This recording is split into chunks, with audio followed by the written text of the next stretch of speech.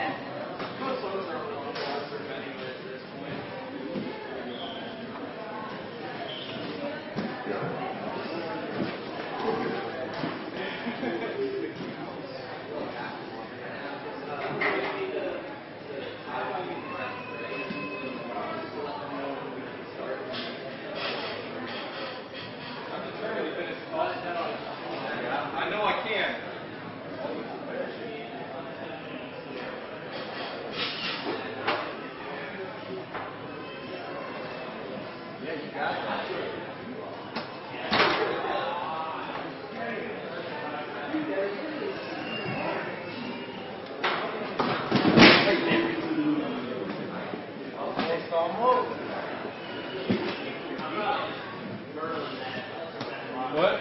To really kick your feet up.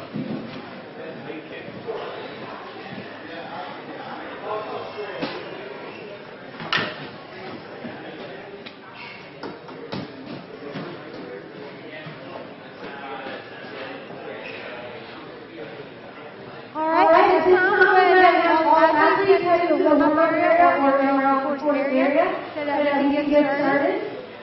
So everybody come on out.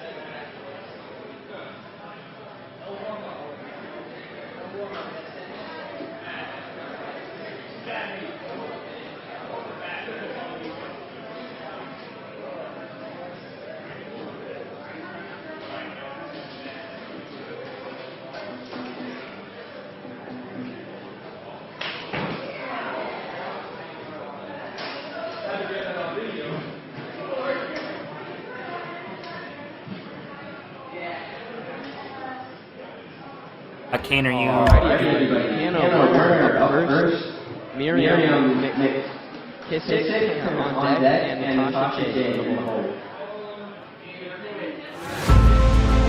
Hey, this is Premier Series. When we said they were going to take on the toughest courses, we meant it. It's critical at this point that he finishes. If she wants to win this competition, she must beat Area 53 and hit that buzzer. That just goes to show you what you are up against in a Premier Series.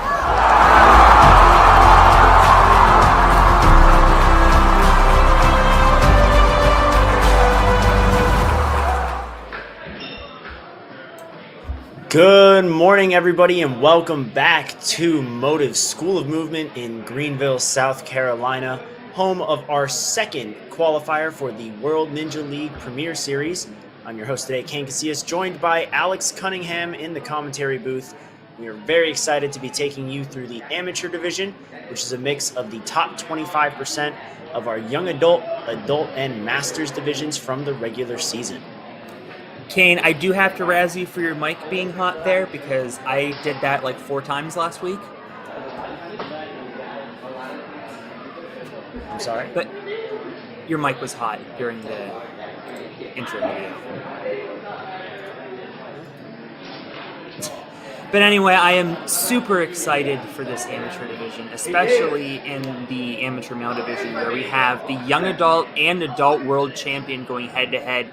This, realistically, going to be the only qualifier competition we have in Premier Series where defending champions are going to go head-to-head. So it is an absolutely loaded field. Cannot wait to see these amateurs get after it. Yes, and first off, they'll be taking on the placement course, which is going to follow your standard flow course format. One fall and you're done.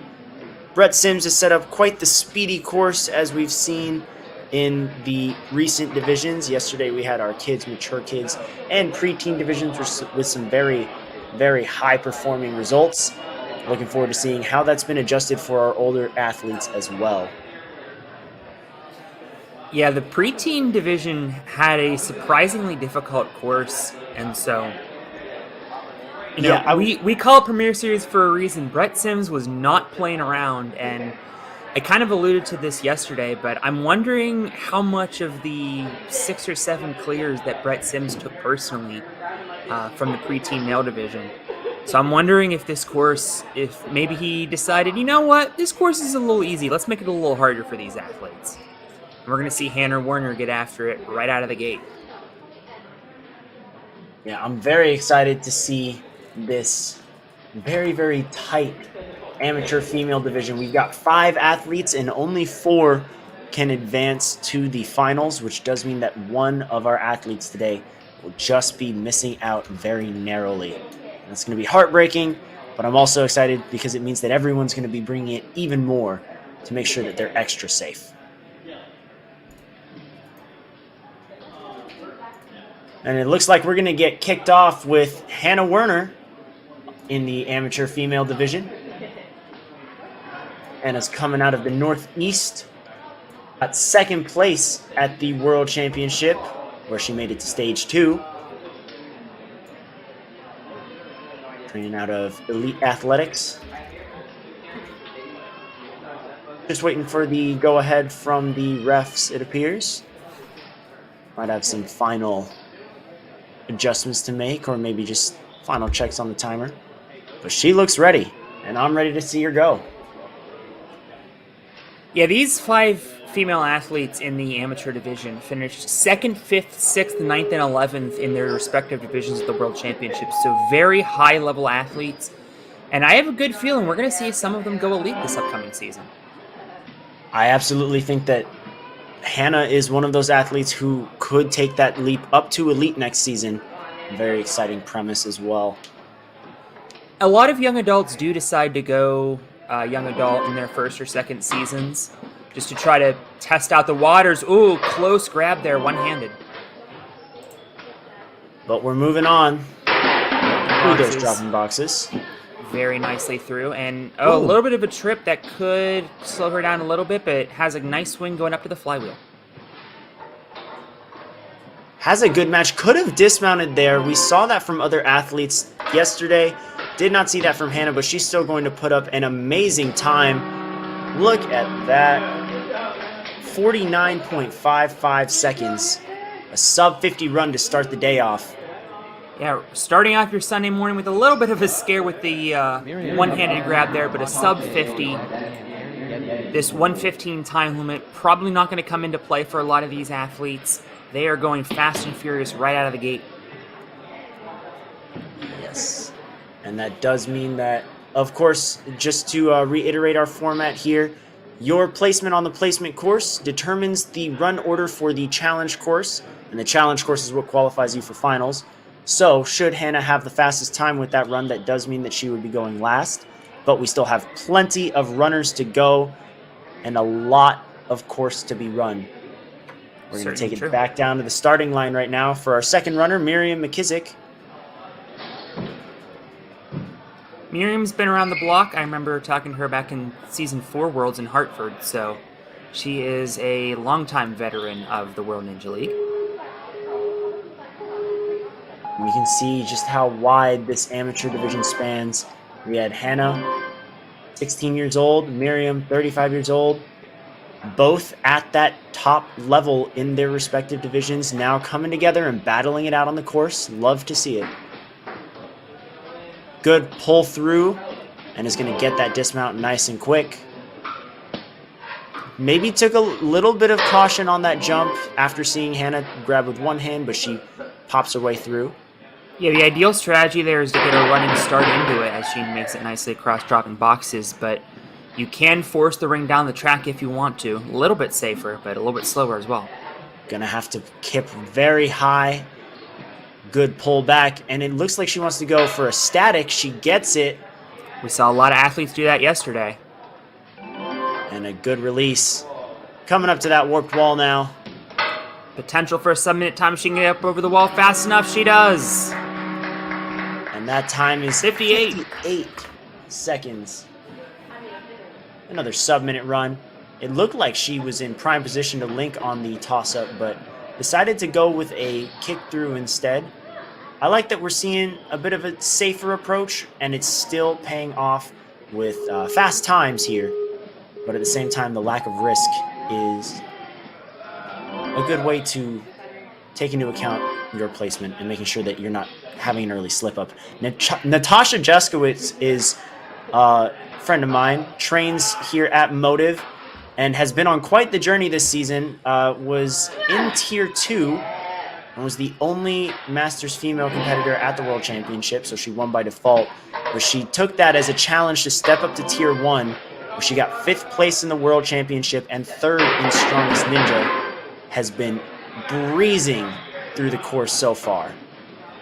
And we really say that Tier 2 is for everyone. If you want to start your ninja journey, that is a great place to start. Both of us have done Tier 2s and can highly recommend it. And it is so great to see Natasha stepping up, proving that at any age you can begin your ninja journey. Now she's throwing her hips forward a little too much and wanted to go for that lache, but just didn't generate enough power there. As you can see here, we went for a quick hop and pop through on the ring slider. Love to see it, but we just didn't get enough on her backswing for that flywheel. That's currently going to put her in last, which means she will be running the challenge course first, unless our remaining 2 athletes fall earlier. Here's Aaron Goading at the start line. We've seen a couple other Goadings run yesterday. Mila, who's our quote-unquote cover athlete for this competition. You saw Mila on the starting soon screen a minute ago. Won the preteen female division yesterday, so let's see if Erin can make it 2 for 2 for the family. Great matching grab. Looked like she could have linked at least to the dismount, but she's going to take one extra swing to be safe and is going to get that running start you were talking about coming into the ring slider. Having to force it, though. And a little now walked tricky off. Dismount, but thankfully she can reel it in. Yeah, that height coming into play, allowing her to just touch her foot down.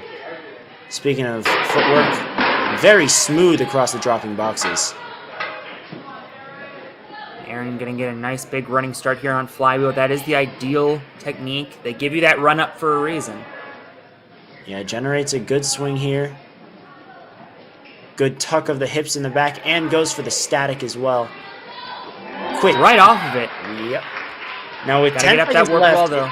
it's not going to be the fastest time we've seen, but it's going to be a buzzer nonetheless. Something to be very proud of. That's going to be a time of 1:07 for Aaron. Great run out of Aaron. Took a couple of cautious approaches, but more important that you hit that buzzer because it places you obviously above athletes that didn't complete the entire course. And it looks like we are going right into our amateur male division. And I guess that means that there are 4 athletes in amateur female, not 5. Well, Sean Johnson is our first runner. Looks like he's coming out of Motive. Gonna give it a big pop up. Looked like he had that link, but he might have swung a little too far into it. He just kicked a mat. Does that count as a DQ? I guess not. No, incidental. They're gonna rule it incidental, and he's gonna keep shuffling on through the ring slider. If anything, that was a detriment to him because it slowed down his swing a little bit. Yeah, that does take a couple seconds off the clock, but you can tell Sean is making up for lost time. It almost looked like he was going to go for the backwards reach, shook his head afterwards as if he made the adjustment on the fly after. That's still going to give him a lot of time, a little over 45 seconds to the buzzer. A time of 46.75. There's that kick up of the mat. There were a couple moments in this run where Sean really had to start scrambling. He got a little off kilter, for instance, there on the flywheel, but still a solid run. And I love seeing the perseverance of these athletes. When things start to not go their way, they're able to recover. Up next is now an athlete. Chad Hone, an individual you know very well. Yes, this is my coach, Chad, owner of Level Up, head coach of all of the athletes we've seen. We saw his son Blake qualify for the finals yesterday in the preteen division. We also saw him kick the mat just now. Definitely threw off his swing, cost him a couple seconds. We might see that as a problem for some of our older, taller athletes. Yeah, definitely surprising that we've seen that happen 2 runs in a row now. Be we go. Chad, very quick on recovery and not even bothering to take an extra swing, but he touched on the back of the mat. Oh, wow. Yeah, didn't get his second foot onto that platform, and that's going to end his run early. That is a shocker out of Chad, one of the top athletes in the adult division, and he is going to have to run pretty early now in the challenge course. And there you see it, that left foot just tapped in the back. Brandon Anderson now on the course. Coming out of Mighty Orion down in Florida, I believe. Great He's link. got the hip motion, and our first athlete of the day to link. Good curl up of the knees to really send his momentum forward. And now he's coming down to the flywheels. We've seen different methods of approaching this obstacle. It looks like it was still swinging. Oh, wow. Could that be a potential reset and rerun for him? I'll have to see. Brett's heading over there now to take a look at it. I wasn't sure if he maybe accidentally knocked it while he was running through. We'll have to check the replay. Yeah, I was In thinking any that event, as a time well. of 40, very strong. Yes, currently the fastest time in the amateur division. We do have quite a large amount of runners on the course today, but that time is a very solid one. Could hold up for a good spot on the challenge course if he is not given a rerun, which, again, we're trying to figure out. Yeah, I whether just or checked the not VOD. he's- It was swinging before he got there. Hmm. So it looks like maybe it wasn't reset. Yes, and that could definitely warrant a rerun. We will get an official confirmation on that in the future. Taking a look at our female leaderboard here, we see Natasha is going to be running first, and then Hannah, our fastest clear, will be running last. But right now, the attention is on Matt Kalans. Finished top 20 in the World Championship for the adults. Hit all the way to the end of stage 1. Nice linking from the first to the second, taking an additional swing back to the third. Matt is one of the strongest ninjas out here. He's got such good power, but at the same time just came off of an injury not too long ago. Actually only fully recovered about a month before the World Championships, if I'm not mistaken. But he's showing that he's still got plenty of energy left in him. Pops right up the wall, hits the buzzer with a time of 39.47. Great work there out of Matt. That is our fastest clear so far. It's crazy to think that he got a sub 40 time without really linking anything besides that flywheel, as you can see in the replay.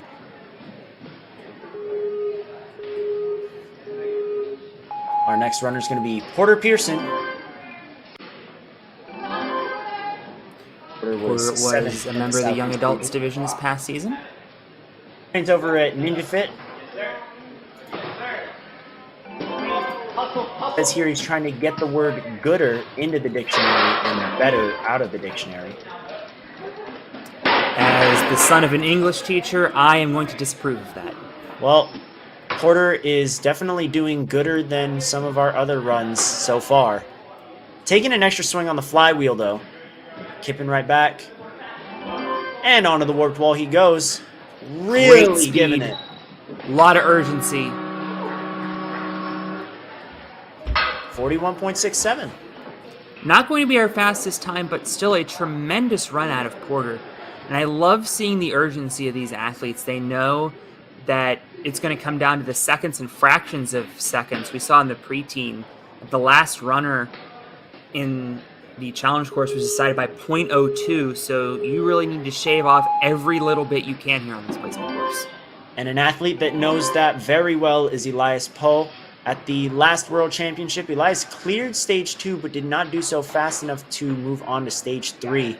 He knows that every second is going to count on this course. You can't waste a single swing. Yeah, I have to say the young adults surprised us a little bit. They absolutely demolished stage 2. We had over a 50% Whoa! clear rate. Watch out, Elias. Regardless, he gets One right back up. backswing on the flywheel. Very, very efficient so far. Is going to be setting a time that rivals Matt's And that's going to be a time of 40.93 seconds. That's going to put him a 1.5 seconds behind Matt's time. Look at that fall again. Honestly, without that fall, that would have been the fastest time. Very well may have been. And we talked a lot yesterday about the time between obstacles is really going to come into play. And also the fact that we've seen a number of athletes trip on mats here. Essentially, this gym has become cursed. Cedric will come on the course now. An athlete who came in second at the World Championship. Yeah, Cedric just knows how to move. Great body awareness out of him at all times. You can see that as he made the adjustments on the ring slider and was beautiful transition and a great high pop while still should be our far back fastest time, on Kane. the flywheel. And it's going to be our fastest time by a mile, almost sub 30. Whoa! That was, I think, the second or third fastest time we've seen all weekend. Incredible stuff out of Cedric. You see again that super high pop on the flywheel that allowed him to link to that dismount. Great, like I said, body awareness out of Cedric. We saw it at the World Championships. We're seeing it here again. He's definitely going to be one to watch out for on the challenge course. As is our next athlete. The guy if anyone's going to take Cedric. down that time, it may be this gentleman, Henry Kutrek. We just had the second place athlete. This young man won the World Championship in the adult division, although having to take an extra swing will link the rest, though. It looked like he wanted to go on that first swing, but his hands just might have gotten a little stuck. Regardless, this dude is moving at one speed, fast, has not stopped running since the beginning. And that's exactly what you have to do if you want to get a top time here. Not going to beat Cedric's time, but is still going to put up the current second fastest. And it was that backswing right at the beginning of toss-up, I think, that did it. He wanted to link the whole way through, but didn't have enough power grabbing that first toss-up. And a little, I don't even want to call it a mistake because it was just a calculated movement, but every little tiny bit of time counts. And it looks like Brandon Anderson's going to get his rerun now after the flywheel was free moving on his course run. We'll see how he attacks these obstacles, knowing the type of speed that you need to get a good run order on the challenge course, and also having tried these obstacles before, what he can and can't throw. Yeah, he can be very aggressive on this because he already has a clear in his back pocket. The better of his two runs will count. However, staticking off that flywheel, this is going to be a much faster time. And it looks like he's ahead by about 5 seconds of his original run. Finishes with a time of 35.4 compared to his old time of 40. Much more confident. You see the links there on the toss-up. And then the flywheel stationary this time. And an incredible run. That's going to put him in third place for the time being. But with more athletes to go, you never know how that can change. Including this young man, Zach Keenan. We have the adult world champion. This is the young adult world champion. Also won Strongest Ninja, one of the few athletes ever to pull off the double.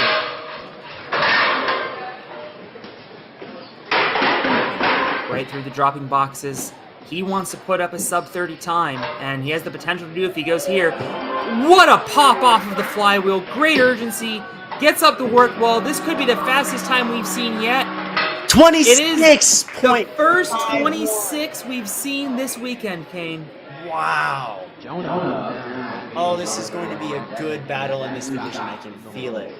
That pull through on the flywheel, not even bothering to raise himself, not bothering to really link. He just grabbed and shoved it out of his way. That is the type of efficiency that makes a 26-second run.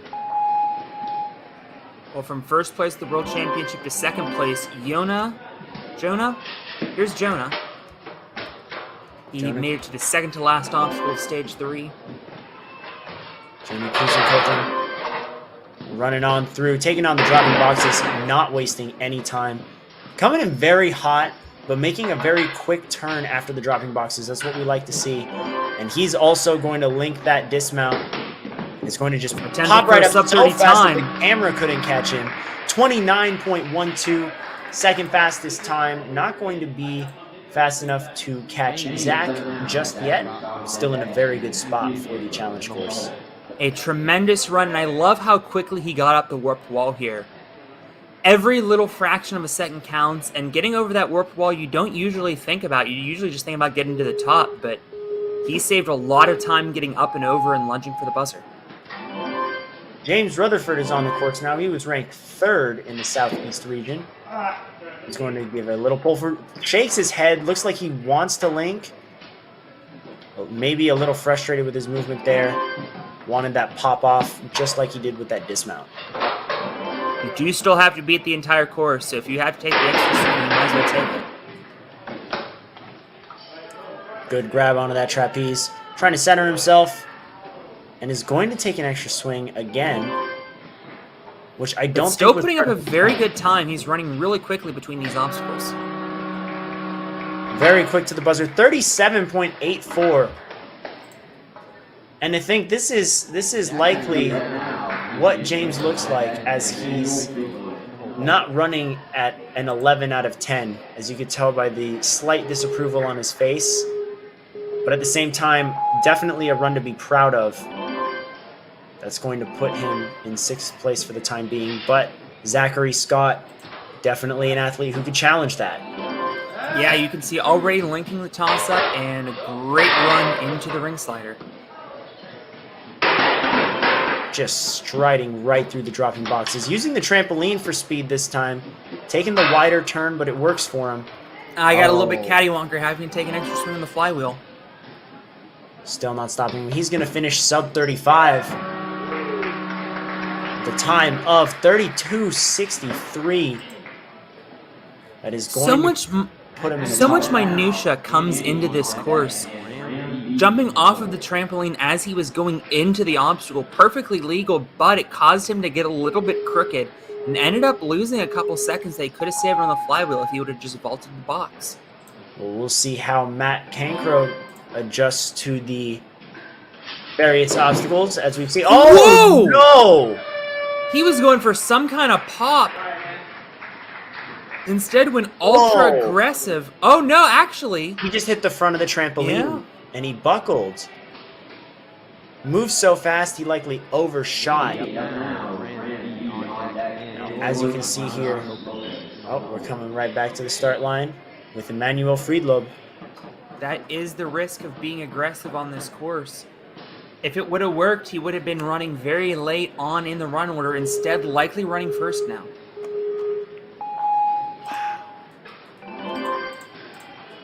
Emmanuel on the course now, coming up to the toss-up, getting a... he also did the same having thing! the same mistake. Oh my Wow. goodness! That was... Wow. Yeah, he and that also one- went off the front of the trampoline. Yes, he did. He also misplaced his hand. I believe it was his left hand that didn't fully grab the actual handle. With that said, we're down to our final 5 athletes of the placement course. Graham Beauchamp now on the course.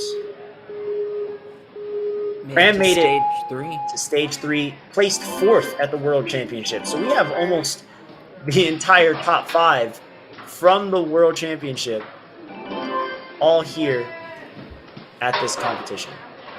Great links on toss-up. A little bit of a hesitation before ring slider, but no hesitation anymore. And again, a big sprint. I like that twist grab, not wasting his time turning around. He can just immediately hop into a backswing. Yeah, did have to take one additional backswing on flywheel, but still a tremendous time. 31.74 puts him in 5th place, only 0.3 of a second behind Henry Kutrek. And imagine what he would have been able to do if he was able to get off the flywheel right there. It looked like he had the distance, too. Just wanted to take one extra swing to be sure. Again, I like how you're noting the quick pop-ups on the warped wall. We saw a lot of athletes try and walk their way up with their feet in the way. These guys are just muscling up. We talked about having first and second at the World Championships earlier. Our last 4 runners finished first and second in points in the regular season in the Southeast. So this is an absolutely stacked field. It is going to be tough to decide which 4 are going to move on?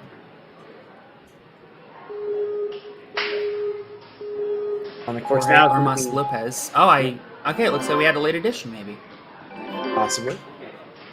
Jorge Yeah, rocking SoFlo the Ninja SoFlo. Academy in Miami, in the Miami area, I should say. They showed up very well at Fairhawks last week. Dude, let's go. And Jorge so far representing very well.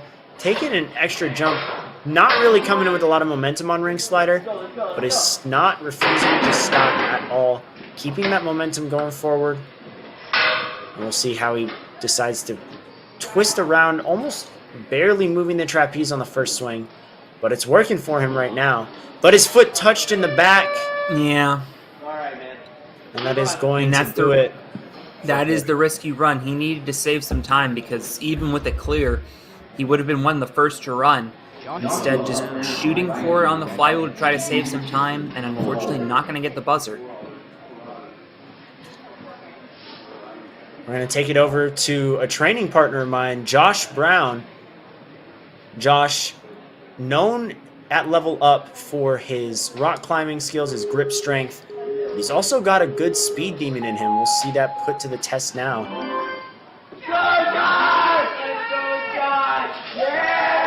A good high grab. Goes for the links on the toss-up. Great pop right through. Feels like these level up guys, I've seen a couple of them. They love their links and they have a lot of power behind them. Yes, they do. Josh, definitely not an exception there. Made it to the World Championship. Had a surprising fall on the balance. Under A great pop. Oh my goodness, and this almost was a sub 30. Great run out of Josh. 32.52. And it's crazy to think a run like that puts him in 6th place only. Right? Still on the higher end. But powerful links. Solid speed. And again, let's check out that move on the flywheel as he just sends his whole body through. I have a feeling once we get to teens and elites later, we're going to see almost everyone do that, and it's going to be nuts. Absolutely. Riley Broadhurst, our next athlete. 2 athletes left. Riley finished 2nd in points in the Southeast this past season. Riley's coming out of Mighty Orion Fitness in Florida. Had a shocking fall early at the World Championship, but is very clearly showing that that was a fluke. Little crooked, but he makes that dismount on the flywheel. He's coming right around with a very good time to the buzzer. Yeah, great speed and power between obstacles. That is really what you need on this course to get a fast time. And again, we see those links. Perfect grabs, completely even.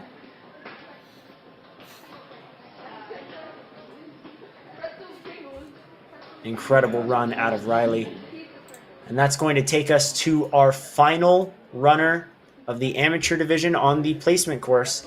It's Steven Strickland out of Ninja Corps. We saw tremendous runs out of Ember and Serenity yesterday. We'll see if Steven can live up to the family name. 1st in points, 1st in power rankings in the Southeast.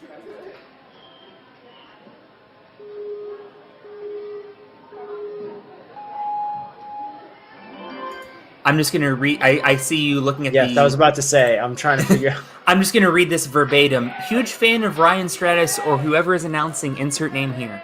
Yes, we have fans now. Thank you, Steven. We're fans of your run right now. Quick pops, a little bit of a back grab on the ring, but it's just throwing it forward, forcing his hands to catch up with the rest of his body. Definitely not something we've seen, but he made it work. And he's going to just go for the static. Is he going to hop off? Yes, he's going to. Great speed, great track stance as well. Moving those arms, I love it. I gotta tell say, he was a track star in his past life. Oh yeah, he had a bit of the Tom Cruise run going, honestly. Tremendous stuff out of Steven. One more look at his run. And again, there's that big reach over to the flywheel, popped right off, and just started sprinting towards that buzzer. A great time. And that is going to put Steven in the top 10. You can see here your amateur male leaderboard. Zach Keenan with the fastest time. He will be running last on the challenge course. Take the whole leaderboard, flip it reverse it, and that's going to be your run order for the challenge course. Now, Alex, there's something I did want to mention. We just didn't have the time because these athletes were moving so fast through the course. You were talking about minimizing those movements, and I think one of the smartest things was when Zach Keenan took on the flywheel. Specifically, he didn't necessarily do an undershot. He just threw his whole body and kind of just used the flywheel as a means of pushing him forward. He stayed low, and then we see that speed, obviously a 3-second difference between second place Jonah, third place Cedric. And I think Cedric is a great example as well. With Zach, you see that throw straight through the flywheel. With Cedric, you see a very high grab, and that extra airtime can take seconds off the clock. Yeah, we saw, especially with Zach's run that we're going to look at here, you notice the pop off of that flywheel. First of all, I mean, you have to save time on all the other obstacles, which he did. Here's a look at that flywheel. One backswing, and then just a pop and go.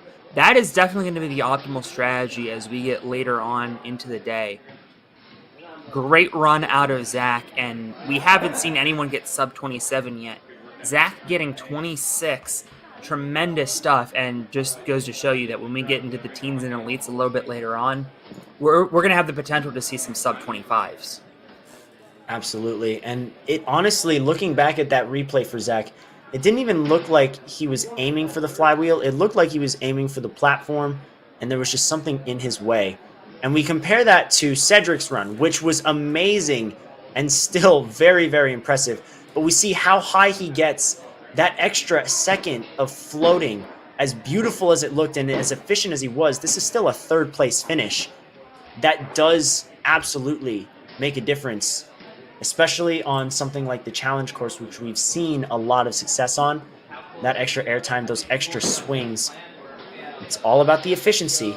And with only 4 of our athletes qualifying for the finals, those things are going to matter. For sure, and we saw clears not be good enough in several divisions yesterday. So with 15 of our 19 athletes in this amateur male division clearing the placement course, it is going to be a similar level of urgency on the challenge course, which I think that would be a good segue into talking about how the challenge course is going to work. Absolutely. So on the challenge course, you can take a look at the format right here. You get 2 retries. You can't use both retries on the same obstacle. As soon as you dry up your retries, you are eliminated and you go sit down. That is what is going to determine the 4 athletes that qualify for the Premier Series finals at Ferox in Brooklyn. It's going to be in the middle of November. We already have 4 athletes qualified. We're going to get 4 more today in every division. Now, I do want to point out that we only have 4 athletes in the amateur female division, and we're not just going to be giving away free spots. These athletes are still going to have to beat the first 3 obstacles if they want to secure their spots for finals. So there is a chance that all 4 of these athletes can qualify, especially given their talents. There is still, statistically speaking, a chance that none of them qualify, which I find highly unlikely given how talented they all are. But they are going to have to face down against the first 3 obstacles and clinch their spot in the finals. And that third obstacle is no joke. It's the switch grips, as you can see there.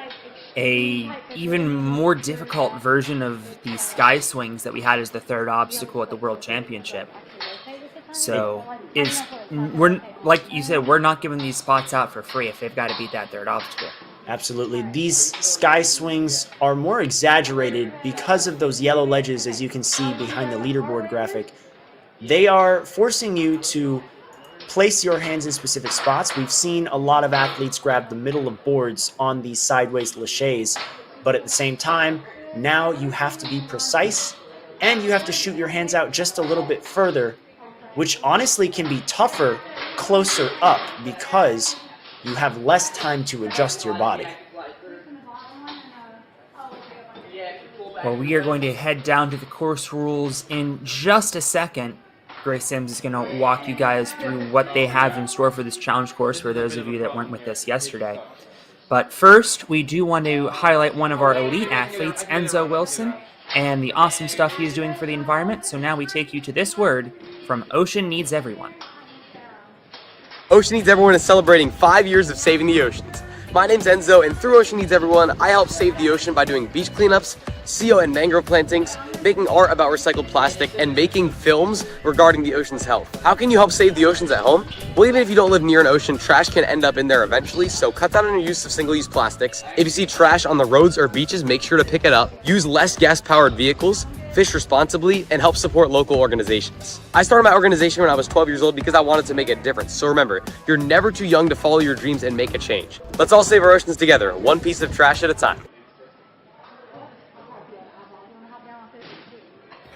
Quick correction, everybody. We are going to be taking a short break, and we will see you guys back here in 10 to 20 minutes after these athletes are able to look at what they have in store for them on the challenge course. And myself and Kane will rejoin you for that, so stick around. We'll see you soon.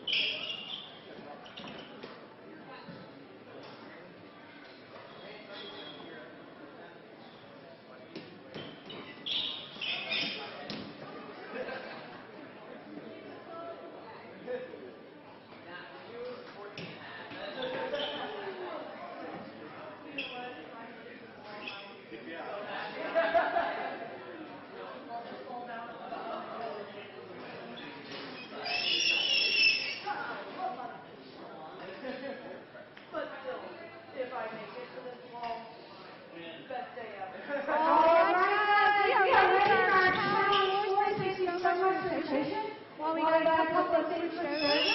Second half, all the other athletes come on down to the lower level. Real quick. Challenge courses.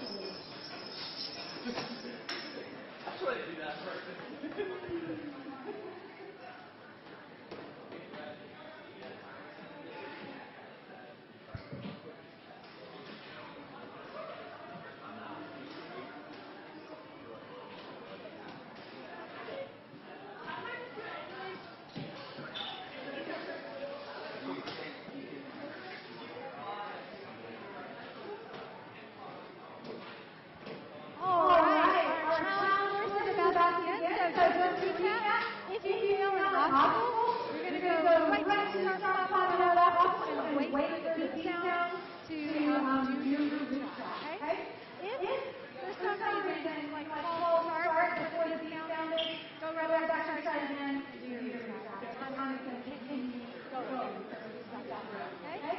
All right. Let's do the course. How was the course? Fun?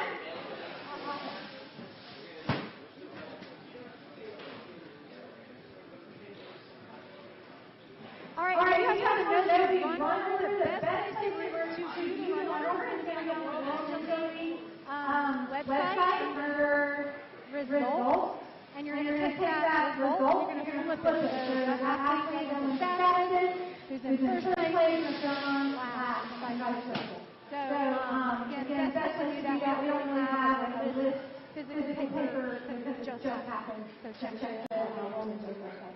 All right, your first obstacle is going to be shrinking depth. It's a fancy obstacle. You start on one all the way over here. You can use the yellow and green depth to adjust your feet to get to the silver pole. You can use hands and feet on the silver pole. Don't touch the hardware at the top or any of the wood at the bottom with the pole. To get to your first platform, which is the block mat at the very end. All right, this is the demonstration of the secret.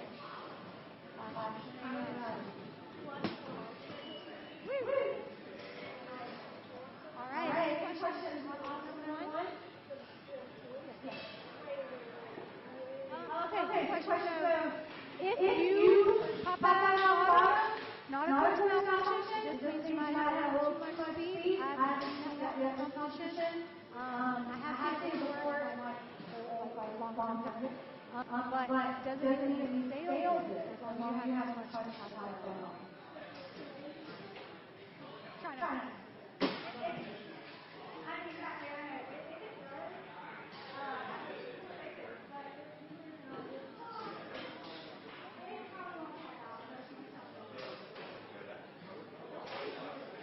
Okay, so just to point out, this is a shared platform.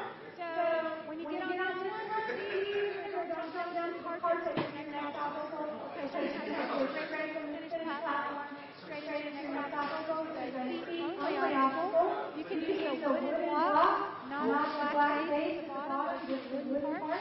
You can use the top of the springboard and the yellow spinning ball to get to the platform at the end. Remember, you're going to go straight from the platform to the last obstacle. Let's do it.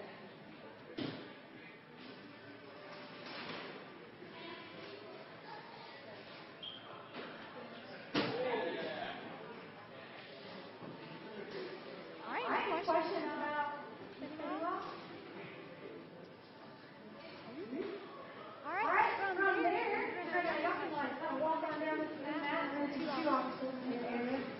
So you say, come all the way down the left one.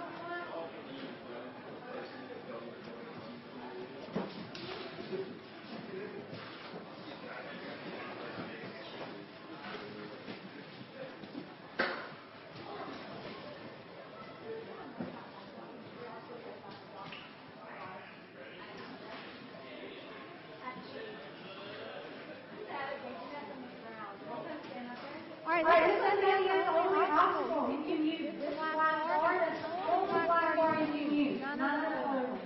Just this one. Then you can use the yellow grip. To get to the finish platform again. All right. See you again.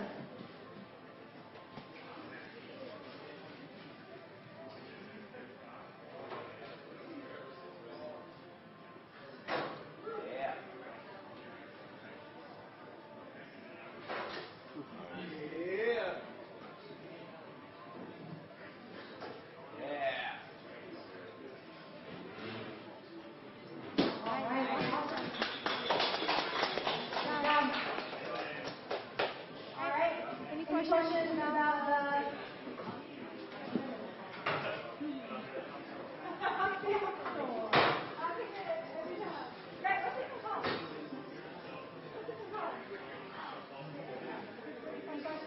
All right, we're going to spin around and look at the top again. This time, guys, we're going backwards on the top up.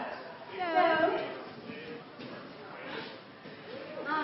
for the ladies, you guys can use any part of the office that you want to use. You can use the outside holes, the spots in the middle, and the handlebars to get to the very end. For the fellas, y'all can use the handlebars and the outside holes, but not the little band one. Okay? All right. Let's do, you want to show the women's version first? You want to use the male spot?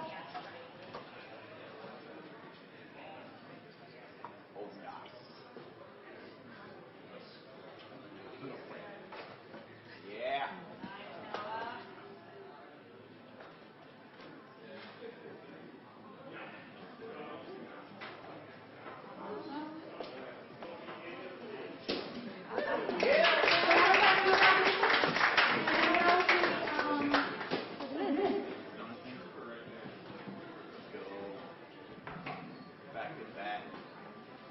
Again, for the guys, y'all can use the handles and the outside holes.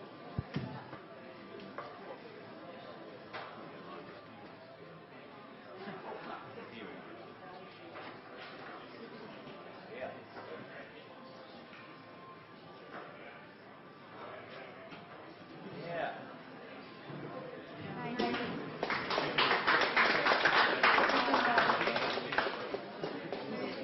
Any questions there? All right, we're going to jump around here. Y'all walk around here.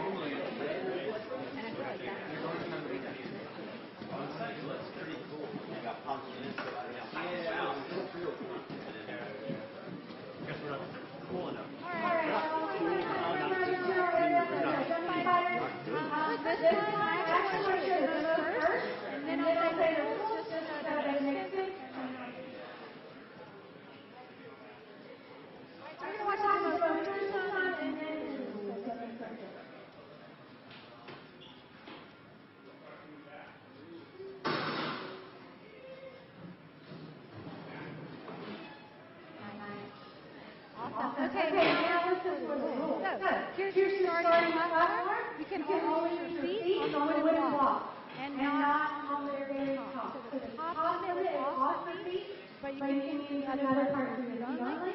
The ropes are on for your hands, and you can use any part of the jumping spider with your hands and feet to get to the end. All right? Questions on that one? If you want to use the first part, the left part, use the black at the bottom, use that for your feet. All right, any questions? All right, cool. Just a reminder, everybody, just make sure that if you touch the obstacle, now start platform, you want some speed, that's fine. Just make sure that you don't touch it at all. All right, let's go to the next one. Y'all want to come down just like where the traffic bar was, just like go all the way down the left.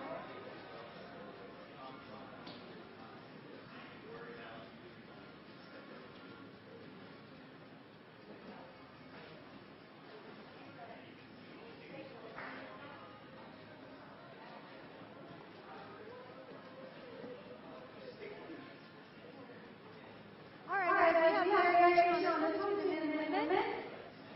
I'm going to go to the women first, and then we'll move men. For the women, this is a hand obstacle. You can use the yellow bar and feet. You can use your hands on the black part, including the outside edges and the top, and then the yellow edges, the fingers on both sides, as well as the black on the other side to get to your finished platform. You can use your feet on anything at all, okay? So you can use it on this, you can use it on here, you can use it on here, even your toes touch, that's fine, you can put it on anything, all right? Let's see a women's demonstration.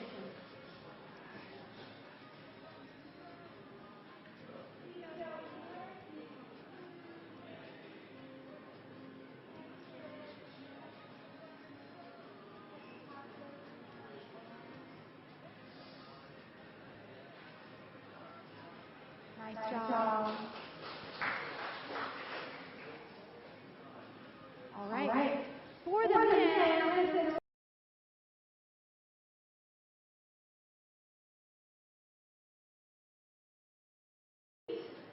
you can use the blue part of these handles. You can use this side of the blackboard with your hands and your feet on any of the blue parts on the side. Okay. So you see the demo, my main course wants to know about information. So we'll see a demo and we have questions to clarify how to do that.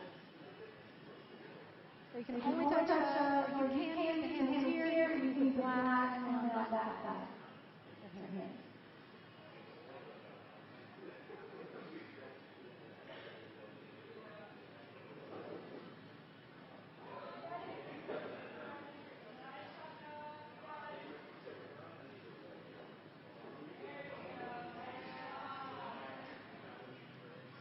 So feet can go on the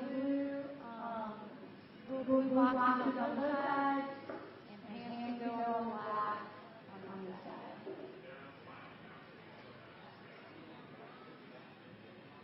These are your feet on the block. Now come in version. Remember, your tail go right back, reset it with the hand out. As soon as it's reset, then we'll start going. All right, any questions about that? The other thing, you don't have to have anything to touch, just on the handle, on the black side, so you can get them in the just feet on the yellow. For the men. The handles are going to have right there for the men. Women, all right, any questions? All right, we're going to sit around and look for one behind you. We got changes in the middle of the quick, sorry about that, a little bit, we'll get through it. All right, this is the obstacle. Your feet are on the trampoline and on the rest of the obstacle. For the women, you're allowed to use this umbrella. For the men, you will see it has different places in the UFO. We're not going to demo that right now. We're just going to move on to this. So you're allowed to use whatever hold there. The blue cone and cane to get to your student's platform. So just to clarify, you're allowed to grab that hold with your hand, the cane, the cone, and the yellow hold and trampoline. All right, your first platform is there. Finish it at the end. Please do the demonstration.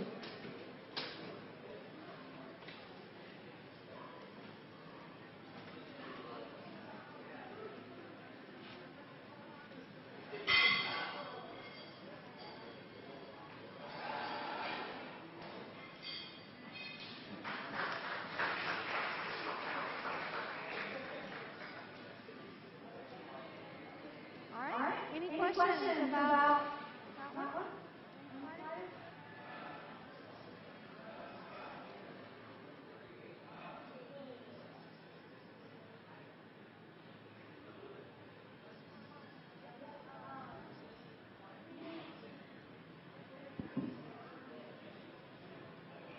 So guys, to clarify on the UFO, do not touch the hardware at all. So you get it on the hardware, that's going to be a no-go, okay? So can you see any more? That is not touching the hardware. Thank you, Beth. Okay, after that one, we're going to see the deja vu.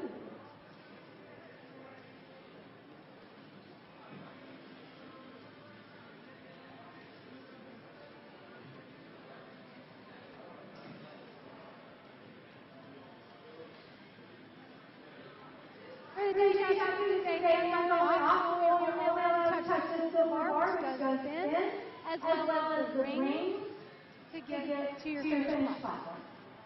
All right, do you want to have a listen?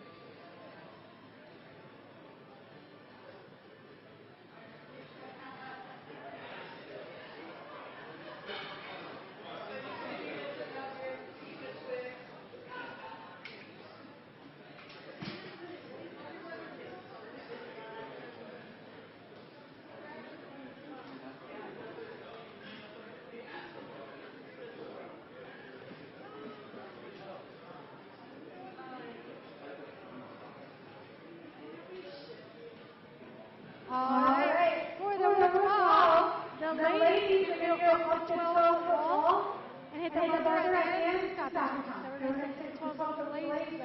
We got some obstacles here. Run out and be aware of what's around. You can run out that way if you want. Fine. Go back and start one. For the men, it's 14.5 for the main. We're going to track this connected to you to get up and over and then the buzzer to the pit wall for the men. All right, let's do it for the women, and then we'll walk on to the women.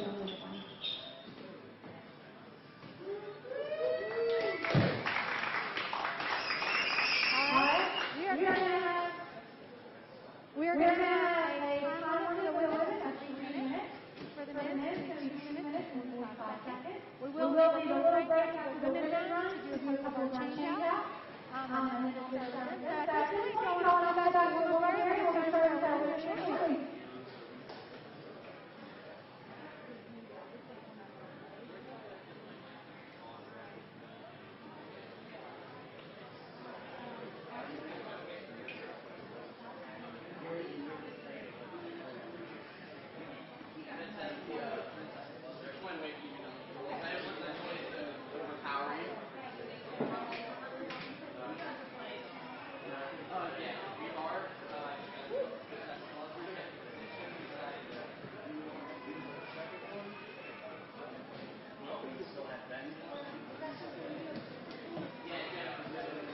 Welcome back, everybody. It is time for the challenge course for the amateurs. We had a fast and furious placement course, and we expect the same level of intensity out of the challenge course. Alex Cunningham alongside Kane Kasugi. Kane, take us through some of the highlights of the amateurs in the placement course. Yeah, Kane Kasugi is here. Say Kane Kasugi. Dang it! Again. I told you, I'm going to do that every time. We definitely had a lot of nail biters on the course.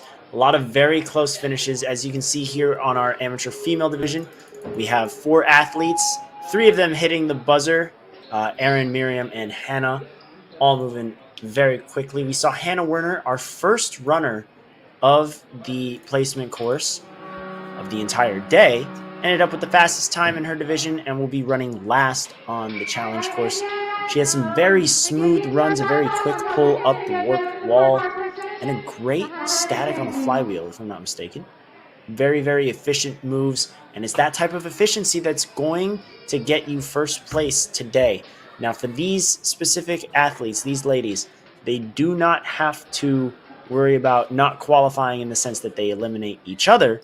Because there are only 4 athletes and 4 athletes qualify for the finals, our amateur females are going to have to defeat the first 3 obstacles of the challenge course in order to qualify for the finals. So it's them against the course today. Yeah, and like we said before the break, that third obstacle is no joke. You can see it in the background of your screen. It is these switch grips, and we saw a number of athletes get taken out surprisingly by it either once or twice. Recall that on this challenge course, you do get 2 retries, although you can't use both retries on the same obstacle. So definitely some potential for losing some of these 4. Hopefully all 4 of them qualify, but on the men's side, they're probably going to have to clear in a fast time based on how we've seen other divisions go. Absolutely. We saw a lot of incredibly fast runs on the men's side as well as the females, but notably Zach Keenan putting up our first sub 27-second run of the entire weekend. We'll take a look at Zach's run right now. Quick links right through.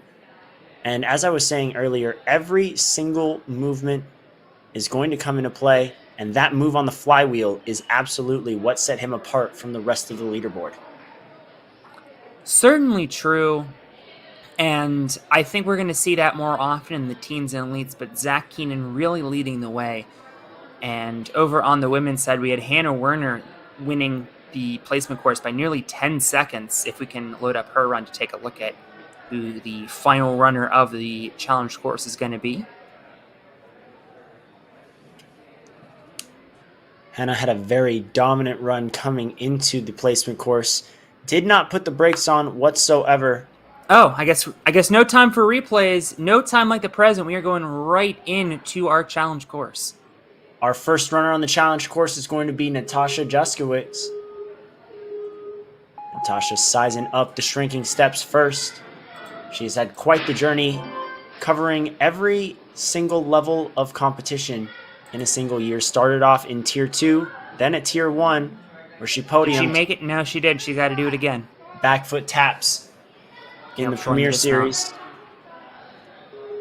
Now, you can see here the timer is frozen, given a chance for her to reset, and resumes as she takes her second attempt. Oh, but she trips on the log. No, Natasha. Heartbreaking. As we see now, Natasha will not be qualifying for the finals with that run. Had to beat the third obstacle, goes down on the second. At least a good attitude, though. The Masters division is always my favorite. Division to work because these Masters have such great attitudes. They're so lively on the course. I always enjoy watching them run. And you can see Natasha, even though she didn't qualify today, had a great attitude about it, keeping a big smile the whole way. Our next athlete is going to be Erin Goding. Finished the course in third place with a time of 1 minute 7 seconds. We've seen a lot of other Goding athletes come and go in this competition, many of them doing very well. Yeah, Erin, top 10 in the power rankings, so definitely runs in the family. There we go, taking a slower approach to the shrinking steps, but again, as long as she beats the obstacles, she's all right. Doesn't have to worry too much about the leaderboard placement. We know she wants to win, obviously, but it's the moment of truth now. A maximum of 2 attempts on the switch grip. We saw Mila beat this yesterday. Can Erin follow suit? Catches the first one. We saw her adjust her hands on the bar in the grip in which she wanted to grab the board, allowed for a quick wraparound, and another quick movement out of Erin as well. And this is that 180 move, slow controlled swings. Almost. And unfortunately, bats the front of the board. You really need to grab the backhand first, because if you grab the front hand first, your backhand isn't going to have a chance to grab. And here we go, taking her retry. Going to switch the grip again so she can get her right hand under that board. Works twice in a row. Look at that focus and determination on Erin's face.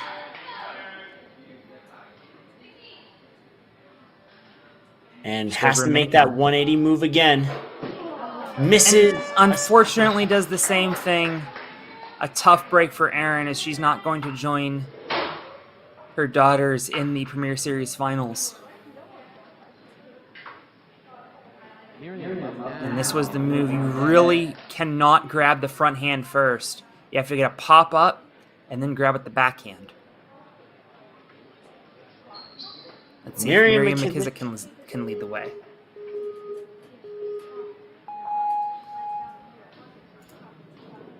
Miriam taking a quick swing through the shrinking steps. We have now seen 2 athletes fail to qualify for the finals. Miriam hoping to be the first in the amateur female division.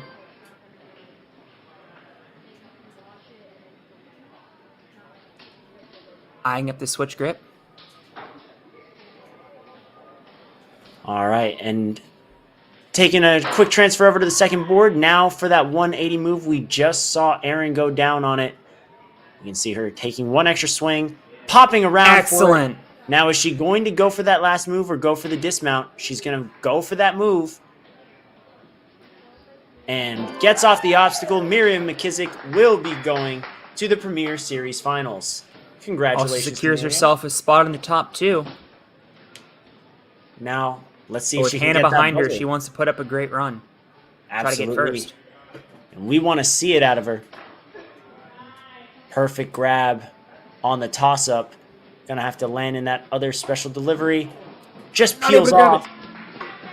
That is a tough grab into that special delivery. You really need to focus on the hand placement. You don't have a lot of time to do it when you're up in the air like that. A lot of precision required for that move. Back Second at attempt the now. same move. And there Gets we it the have second time, though. Gonna pop right off and head into the jumping spider. Looks like she's just drying off her hands a little bit, making sure that she's all set. She's gonna take one step off the wall and hop up to the rope. Gotta get that tack move, reminiscent of the first World Championship all the way back in 2016. Similar tack move up to that rope and then sliding through the spider walls. You do have the spider walls available if you want them, but Miriam got a great grab and a great push there as she moves on to spinal tap. We see the incorporation of hands and feet on the spinal tap. Does take a little bit of extra time, but Miriam still cruising right through. Now on the, her fingers are slipping a little bit, but she re-grabs. Great recovery. Is now going to try to wrap her feet there, but those holds are a little angled. If you're too far away, those will push you out and down. Great recovery there by Miriam.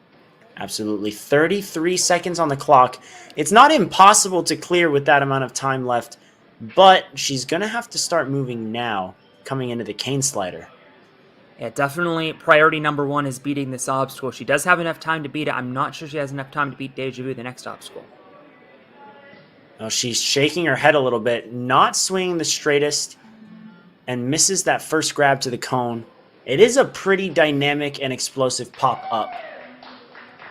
Yeah, it's a lot better if you grab the backside of that bowl and then essentially just do a pull-up and reach behind you. If you're just trying to rely entirely on your swing, you need to get a ton of swing and a ton of pop-up there. It's a lot easier to just make the pull-up. A little under 10 seconds for Miriam to get the move going. Is she just going? She tried to go straight for the cane. Might as well. Skip the cone entirely. We saw Blake Hone do that yesterday. Respect the full send. As we can see, she made that 180 move on the switch grip, and it was that obstacle where she locked in her place to the finals. Everything else, the cherry on top, got her redemption on the toss-up, and it was smooth sailing up until that cane slider. Just hit the bottom of that cone. I think you nailed it right on the head, Alex. You are going to have to get that big pop from the backside of that bowl. We'll see if Hannah Werner can get it. Our final runner in the amateur female division. Once again, of course, we know these athletes want to give it their best. We know they want to win. And is it Hannah versus Miriam? Yes. But at the same time, Hannah has to beat switch grip to make it into finals. And if anything, that is the first priority. We can go for the buzzer after that. 3 items on her checklist. Part 1, beat the third obstacle, qualify for the finals. Part 2, beat cane slider, move into first place. And part 3, the thing that every athlete has shown up for today, hit that buzzer. Absolutely. Coming in to the shrinking steps, 3 minutes on the clock for Hannah. Taking a slightly cautious approach, but speeding up through the spinning logs. A great approach. We're going to see a quick wraparound on switch grip. And a good grab now for that 180 transfer. We saw Miriam get this first try, and Hannah does as well. Hannah almost overgrabbed. I saw part of her wrist on the yellow there. Very impressive power display. And just like that, Hannah Werner guarantees herself a top 2 spot and a spot in the Premier Series Finals. But we know she wants more, and we know that we want to see more out of her.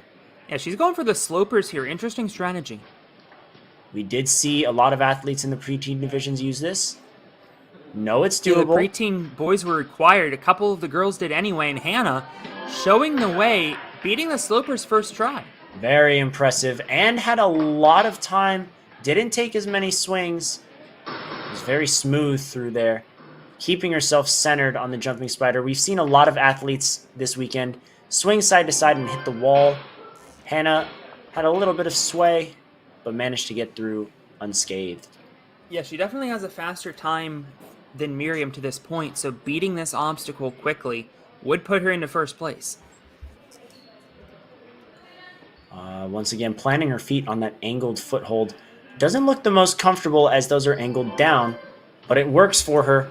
And now we are at the cane slider. And I believe you are correct. This is the fastest time to this point. Now she's going backwards. Great strategy. Has the cane. Slides down. Part 2 is done. Now 2 obstacles away from the buzzer. Very excited to see. Now, we do have a little under a minute left. It is absolutely doable for Hannah, but Deja Vu can be a time-consuming obstacle if you don't nail it on your first or second try. You see the Even strap. worse if you get caught there. She's going to have to pop it loose. Or she could choose to save a little bit of time and use her first retry. Oh, wow, actually.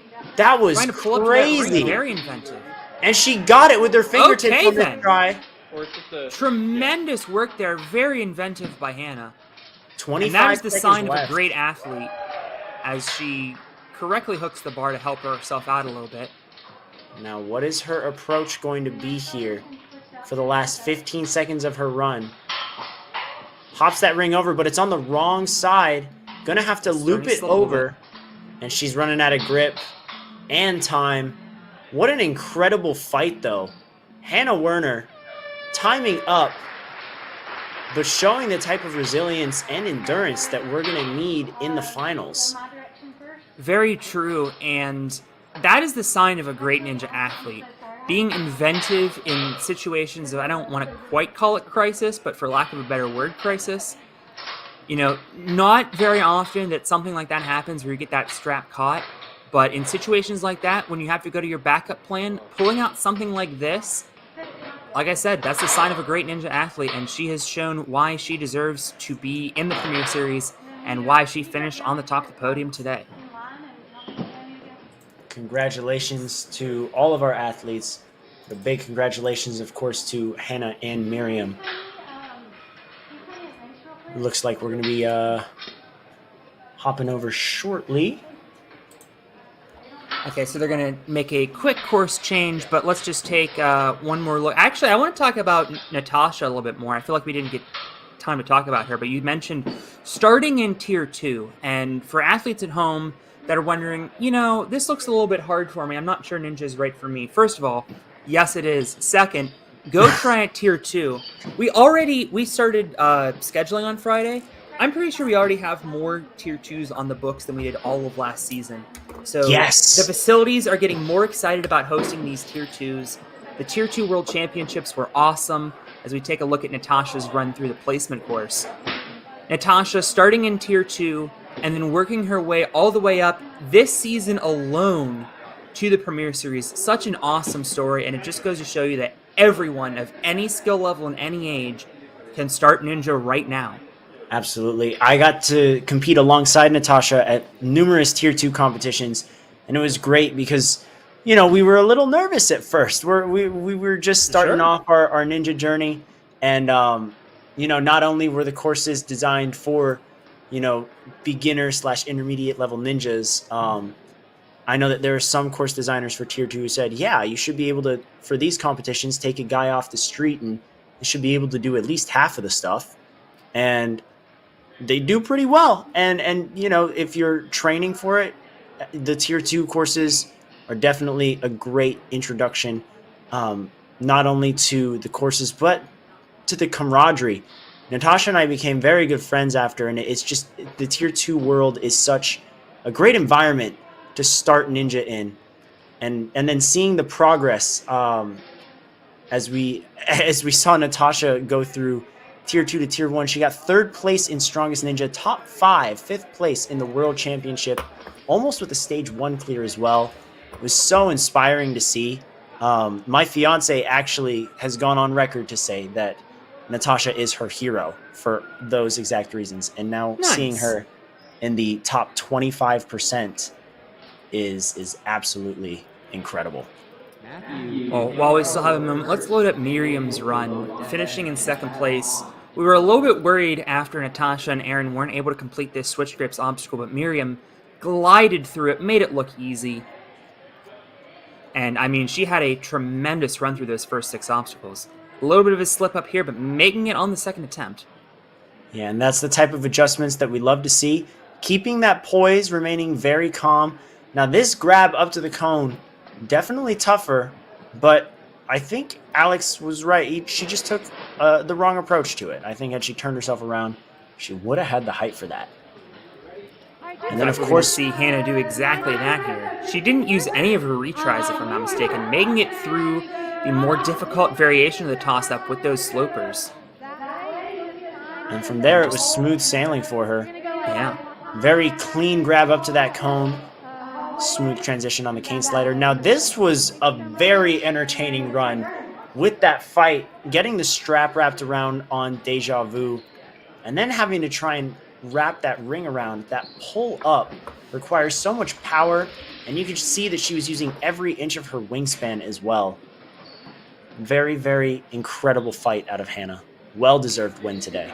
And you can see she blazed through that course. Even if Miriam was able to complete cane slider, she still would have had a faster time. So, I mean, very impressive by Hannah today. And no pressure, Hannah, but I'd like to see you go elites next year. I think you can do it.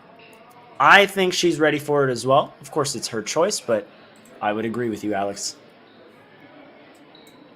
Well, it looks like we're about to get started with the gentleman. Matthew Cancro going to be our first athlete. We actually had a couple athletes, Matthew being one of them, who just had an unfortunate jump off of the trampoline and weren't able to really get started on toss-up. That toss-up obstacle will be 4th, and it'll be even harder. But remember, you do get retries on the challenge course, so definitely these first 2 athletes are going to be looking for revenge on that obstacle. Matthew taking on the shrinking steps now. 3 minutes on the clock, or it looks like 2:45 for the male athletes, actually. First time we've seen the time limit cut this weekend. Little wobbly on that third board. And I don't like this standing motion. I think it takes away a lot of the speed. Oh, wow, what a call. recovery. Matthew saves himself. Incredible resiliency there. That first log started to spin. He was looking shaky on that entire balance obstacle. But a great jump off of that last one onto the dismount. We've seen a couple of exciting dismounts this weekend, and that certainly was one of them. Oh, had the grip on switch grip, but tried to re-grab with his backhand. Sent it flying up, and he peeled off. Going to use his first retry here. Not even getting to the 180 move, which means she's going to have to flash that. Yeah, that can especially be tough, but he seems to be lining himself up for it now. And he flashes it. He got it. Matthew. Oh! No! Just when we thought he was out of the woods, Matthew Cancro shocks us with a very surprising miscoordination there. But look again at that amazing save on the spinning logs. Yeah, just unfortunately not able to beat switch grips. Not how Matthew had this day planned.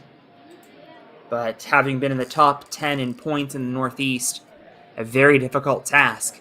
We know that we will see Matthew perhaps back here next year. Up next is another athlete who took an unfortunate spill on the toss-up in the placement course, Emmanuel Friedlob. Coming right around the shrinking steps. Emmanuel's a hometown guy representing Motive.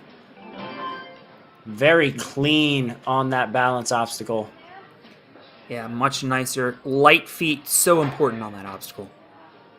Now he hops down to switch grip, has to regenerate his swing from scratch. It's not a bad thing, but when time is a factor, especially with so many heavy hitters coming up, it can be very Great move important. on that 180, though.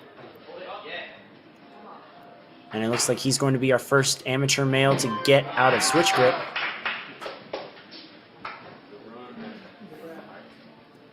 That brings him to the toss-up, and I would assume, just like the preteen boys did yesterday, they're going to have to use the slopers. which doesn't seem to be a problem for him. He almost over-grabbed that. You saw a little bit of a slip right there with his left hand. Kind of had to adjust there. But he's good, and he's on to the jumping spider. Yeah, so task 1 done, getting through the first 3 obstacles, getting revenge on toss-up as well. And now probably, like we said, going to have to clear and in a fast time. So urgency is becoming an issue for Emmanuel as he has lost half of his time limit already. And he's a little stuck there. Going to have to use the wall to pop on through, which he does. Nothing illegal about that. Uh-oh. Here he is, Kane. First time this weekend. I was wondering what these were, and now I'm nervous for them. Yeah, we saw this in one of the WNL competitions at Motive. I forget if it was a qualifying competition or the Southeast Regionals. But this is not the first appearance of Spinal Tap. We're going to find out which of our competitors have done their homework. There we have it. Lock in those holds right into the Spinal Tap. He's going to have to shimmy his arms right across. And with a 2:45 time limit, look at that slide. Possibly okay, a so bit of I guess that answers the first question, which is that they are allowed to use the board on the way down. Yes. And you can see there, he really knew how to maneuver his way through that second track, possibly a bit of a home gym advantage. As you said, that obstacle has appeared before. Emmanuel possibly has had the chance to practice on it before. And look at this. They have to go from a UFO up to a nunchuck, but he's tried to go for the skip grab the nunchuck instead. entirely. And Yep, with 14 seconds left, he's probably going to have to do that again. 14 seconds, definitely enough time to get through the cane slider. Might not be enough time for Deja Vu. Probably isn't. That's definitely one of our longer obstacles on the course. Yeah, but getting through cane slider would be not only a huge moral victory, but potentially, if Spinal Tap becomes an issue, could be good enough. But unfortunately, Emmanuel not able to beat it on his second attempt, just too low on time. And again, we see the use of the slopers on the toss-up. And then, again, his quick pop across. And it looked like on this second attempt, he had the height for it on the cane slider. He had the cane facing in the opposite direction. Well, here's Chad. I didn't see the face the first time Oh, around. thank you, Chad. Of course he did. How photogenic. Of course he did. Chad was moving very well through the placement course. Had an unfortunate foot tap on the flywheel dismount. We'll see. Yeah, just camped a little bit short. Yeah, we'll see if he's going to full send things or maybe be a little more cautious after that. I just noticed we had a couple of Chad's fellow ninjas in the chat. First of all, Faith Eaton, who What's up, I Faith? did not realize had... I knew she was engaged. I didn't realize she had gotten married yet. So congratulations, Faith. And that's one of Chad's teammates over at Level Up. And also... Chad missing switch grip. Got his left Chad. hand, which was in front, a little too low, was only on his fingertips there. Gonna use his first retry. We can't use both on the same obstacle, so if he falls here again, his day's done. But it looks like now he's gonna take that 180 and not 180 it. He's just gonna pop his hands to a different position. No way, Chad! And down goes Chad. So unfortunate. Oh my goodness. It was looking so solid, and I think that move on that 180 between the second and third, I think we're going to see more of that, where instead of trying to turn themselves around, athletes are just going to be trying to readjust their hands in midair. But still, a very shocking exit. We have Jorge Armas Lopez coming out of SoFlo. But to finish my thought, we also have Sam Folsom in the chat. Hopefully we're going to see Sam at a future Premier Series event. He was actually What's up, talking Sam? to me Thanks for about watching. this one at some point. Well, Jorge has made it through the first 2 obstacles, looking to beat switch grip. We saw Chad go down here just a second ago. And I like the transfer from the bar to the first board here.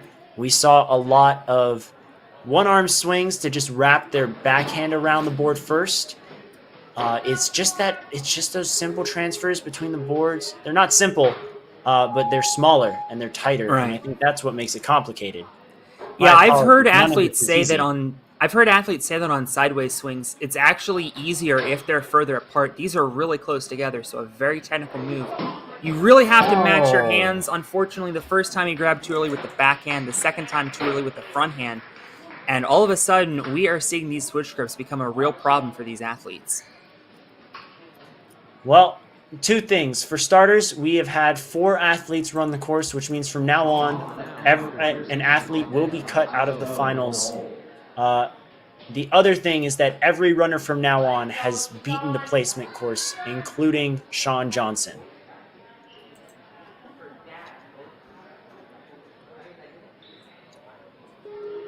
Sean another repping the Modus home athlete. gym. Or motive athlete, excuse me. Wrong M, Jim.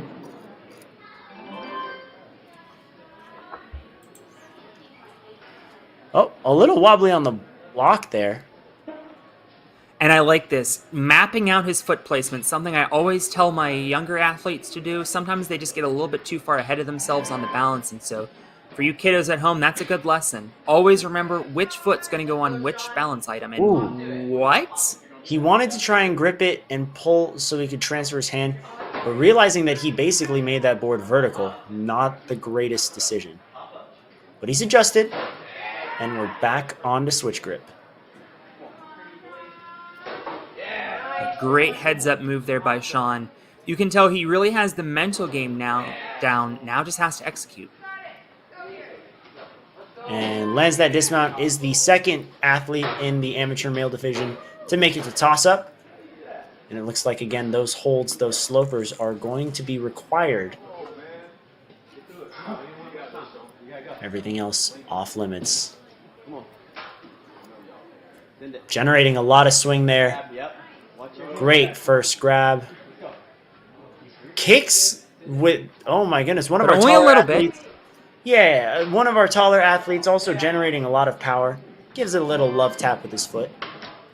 Now, Sean was the slowest clear in the placement course. I would like to see a little bit more urgency because he's already down to 1:10. So well behind some of our other runners. Oh, misses the grab on the rope. Yeah, just fumbled it a little bit. This is a pretty difficult tack. We've seen most athletes able to get it, but that does not underscore the difficulty at all. We saw him take some chalk as well before this obstacle. I don't really want to see him chalk up again. I think that's all he's going to need for the rest of the course, especially with less than a minute left on the clock. Yeah, getting through Spinal Tap going to be critical here. And going to be critical to do it in a fast enough time because beating this obstacle would not get him into first place. He would also need to beat Cane Slider. Unfortunately, I don't know that he has time to beat both. Now, not really using his wingspan to his advantage here. It looks like he could skip just there like it is. that. And quite frankly, I'm not sure he needs that second one. Part of me is wondering when we'll see someone try and whip their way through on just one hold. Oh! Taking a Did he slip, touch never got the his hands platform? right. He did not. Which means he has 18 seconds to make it to the cane slider. He is currently in second place. Not going to make it in time for first, but could potentially put some more pressure on athletes to come. Yeah, 10 seconds. Really needs to fly here. This could be the move you were talking about, trying to force it with one, and just ran out of time. Still a great run out of Sean Johnson. Didn't give up. Yeah, that moves him into second place. Another look here at the switch grips. Very methodical through those first few obstacles. Absolutely, but you have to think as well, with the pause for the foot placement on the balance, the slip up on the jumping spider as we can see, and even the first grab that made the board go vertical on switch grip. That takes away a lot of extra time. There is a sacrifice to being calculated, and it is speed sometimes. Yes. But Porter Pearson seems to have a plan and is just attacking it now.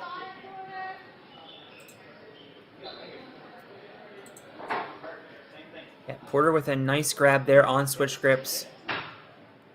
Beating this obstacle would put him into the top 4 for the time being. And the second board does slide back and forth a little bit, so you have to be really centered. Yeah, we have seen that back and forth motion this weekend before. Almost over-grabbed on that last one, but hey, I'd much rather over-grab than under-grab it. Yeah, certainly over-grab you can at least recover. Took a dash of chalk before going on to toss-up, and it looks like I thought we were getting a link there, Alex. We will eventually, but in the meantime, great hip motion to take one backswing, probably his intended approach. Absolutely. I think we will definitely see links there. Oh. But moreover, right now, the strategy or the main plan is to beat Cane Slider. Nobody has done it yet in this men's division. Now, spinal tap, a little technical, a little tricky, but the big thing is that this is time consuming. We see a lot of our athletes, especially taller ones like Porter, take a little bit of time to get comfortable on it. And we can see him trying to place his hands in the right spot so he doesn't have to take as many moves and can maybe get through this faster.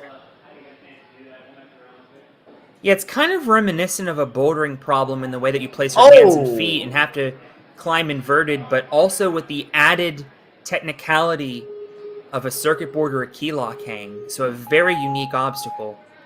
And if these athletes didn't compete here at Motive in the past, this is their first time on this obstacle. And so it's a really awkward motion that combines a lot of skill sets. I do want to touch on his mistake there. He had the holds in the third and fifth pieces of the spine there. I guess we could call them vertebrae. And because one of his arms was extended, he didn't have the leverage needed to stay upright, especially with his other three limbs lower. So that is something that we're going to have to keep in mind.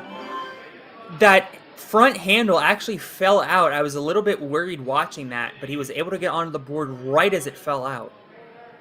And he's going to go for that nunchuck, but misses the grab. His backhand slid out because he didn't really let go of the UFO either. He's now going to have just under 10 seconds to get through the cane slider, which would put him in first place for the time being. Probably going to have to go for the skip here, but he is still going for the nunchuck. Whoa! Tried to two-hand it and just slipped off. Again, I really respect the risks these athletes are taking. At the same time, yeah, certainly true. You're going to have to get far on this course, but you're going to have to be aggressive as well. Time is definitely at a premium on this much longer endurance challenge course. 2 minutes 45 seconds for 9 pretty long obstacles, actually. We've kind of talked about this challenge course being more of a stage 2. Today it feels more like a stage 3. We'll see how Elias Poe tackles that, as this is an athlete who has made it through a stage 2, beat stage 2 at the World Championship. I would still say this is a bit more of a stage 2. Coming right up to switch grip. Speed is going to become a huge factor as we get later on in these runs. Whoa! And it looks like he just kind of knocked it maybe with his chest. We're seeing a lot of surprises on switch grip.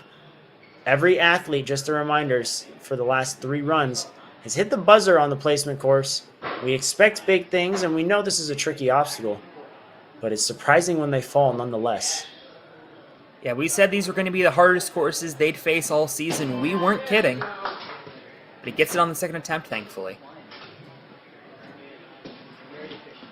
Going to take a minute before coming into toss-up. We'll see if he's going to go for the link or if he's just going to take one extra backswing. Wrapped his thumbs around the back end there. I'm not sure if that's on purpose or if that's illegal as well. Well, the run is still green, so still going strong. All right. Just was worried that he was touching something off and out of bounds, but nah, I think he's good. Seems to be all right as we head down the jumping spider. Really low on that rope. I was a little bit worried there, but great push to keep it moving. And only a minute gone. Only a minute 15 gone, I should say. Now for the spinal tap, which has been one of the trickier obstacles to solve. I like the comparison to the bouldering problem. Got to figure out your hand and foot placement. Make sure that as you're angled, you're not falling too far back to where you fall off. This is definitely one of the obstacles where you kind of have to shut off that fight or flight part of your brain. We talked about that on the balance yesterday, but this, I mean, your body is not designed to hang like this. And your body is just telling you, no, don't do that at all times. And you have to just fight through it. And it's working for Elias as he's going to get through with the second fastest time to the cane slider, which does mean in order to pass Emmanuel, he's going to have to beat this obstacle. Has plenty of time to do so. He might have done that with a faster time, actually. We'll have to double check in a little bit. But I think he's going for the skip here. And he is with a quick turnaround on the cane. He got the hook in the ring, but wasn't able to hang on. That hook is backwards, so if you're going to go for the skip, you have to do a 180 in midair. Such a difficult move. Kind of reminiscent of the skyhook last week. Gonna hop up to the UFO for a second attempt. This time goes for the nunchuck. Safer approach. Oh, but his hand slid down. Gonna have gas, to really pull through. I guess because you can't really keep one hand on the UFO, and it seems that one hand on a nunchuck is going to be very tough. It looks a little slipperier than other nunchucks. You're gonna have to just pop right through. Yeah, so difficult is that obstacle. We're probably going to see our later competitors go for skips. Because this nunchuck is no joke. And we do, however, see Elias move into first place. So now in order to qualify, you are at least going to have to beat Jumping Spider. We imagine you're going to have to go further than that. Oh yes, I'm still expecting quite a good amount of buzzers today. Well, none so far. Can Matt Callance be the first? Matt Callance, a veteran and a very well-respected ninja in the Southeast region. Top 20 at the World Championship. Made it all the way to the last obstacle, stage 1. Great switch there. And again, something I do want to point out, Matt was injured not too long ago, but seems to be fully recovered, and he's absolutely flawless coming into the toss-up. Yeah, he's down in 20th place in the standings, but I imagine that's because he didn't get to compete in as many competitions as he would have liked because of that injury. Gonna go for that second set of slopers. Great grab. He's gonna pop right off in the dismount. Away he goes into the Jumping Spider. I've seen a lot of athletes chalk up here, not Matt. Just gonna jump right into it. Might save himself a little bit of time to this point.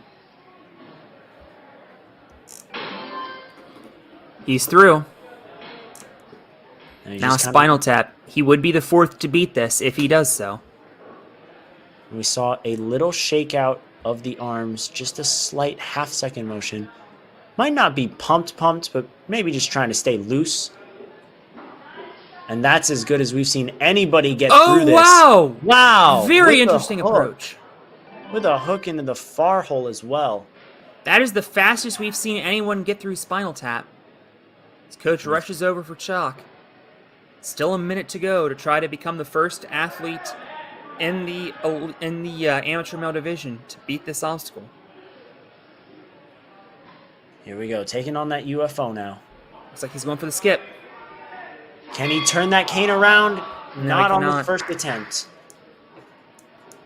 And we've seen a lot of athletes try the more aggressive approach. That's the good thing about the challenge course. You can try to go for skips like that, and if it doesn't work out, you can always go for the safer approach on your second attempt. That is definitely the trickiest part about this cane move. Normally you can just shuffle the cane right into that ring, but turning it around, you can go for the more aggressive approach the second time as well. It just doesn't pay off for Matt. As I was saying, trying to turn that cane around in midair in a split-second motion is definitely not easy, but we saw an amazing run out of Matt so far. Fastest to that point. And it looks like he is one of the 4 athletes in this division to not have cracked the code on the cane slider just yet. We could see different approaches as more strategies are getting eliminated. from the fold. James Rutherford's going to be up next. 3rd place in points in the Southeast.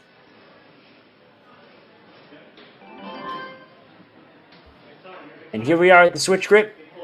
What was once a cutoff is no longer a cutoff. You're going to have to make it past the spinal tap at the very least. You're going to have to do it fast if you want top 4. Of course, beating it will put you in a first right now. Very true. Good transfers out of James. He's going to take one extra swing to be safe. Gets that dismount and is coming right around with 2 minutes left on the clock. Nice wide grip. One big swing and a big high grab. Follows through with the hips there. He might be able to go on this next one. And that's exactly what he does. And you know what I love, Kane? We saw James be the coach for Matt just a second ago. Now Matt's being the coach for James in back-to-back runs. A lot of these athletes run dual duty, and it is so great to see their dedication to the sport, being both an athlete and a coach. Yes, and we love to see that. They're possibly strategizing together as well. Oh, I'm sure. We saw Matt have a great approach to the spinal tap. We'll see how James takes it on right now. No? Okay. Yeah, I don't like the idea of going every other on the vertebrae there. I think that kind of takes away the leverage. He needs to move his foot up. Yeah, you really got to twist that handle, too, to make sure it's all the way in the vertebrae. And I think he's starting to realize that now. Yep, not only that, but again, his feet were a little too low, not really giving him enough space to move around. He's just going to use his wingspan to his advantage there. Slide out about halfway through. But he has used a lot of time. This obstacle is so tricky. It can really tie you in knots, and even if you get through it, if you don't figure it out right away, it can suck away your time. But that would all be irrelevant if he's able to be the first to beat Kane Slider. Deep breath. Now he got there with about 27 seconds left. That does put him, if I'm not mistaken, in the fourth place. And we saw Matt go 0 for 2 on the aggressive approach, but James Rutherford going right back for it. Yep, shaking his hands out, getting ready to go again, trying to build up speed before really throwing himself. And he wants to twist again, but only gets one hand on the cane. Drops down. You're going to need a lot bigger of a pop, I think, if you want to get that move. Probably something that's going to require 2 backswings unless you get a huge pop off of that trampoline. Still, though, a great run by James. Absolutely. And just confirming, that's going to put him in 4th place, just a second behind Emmanuel. Goes to show, again, just how tight the competition can be at the Premier Series.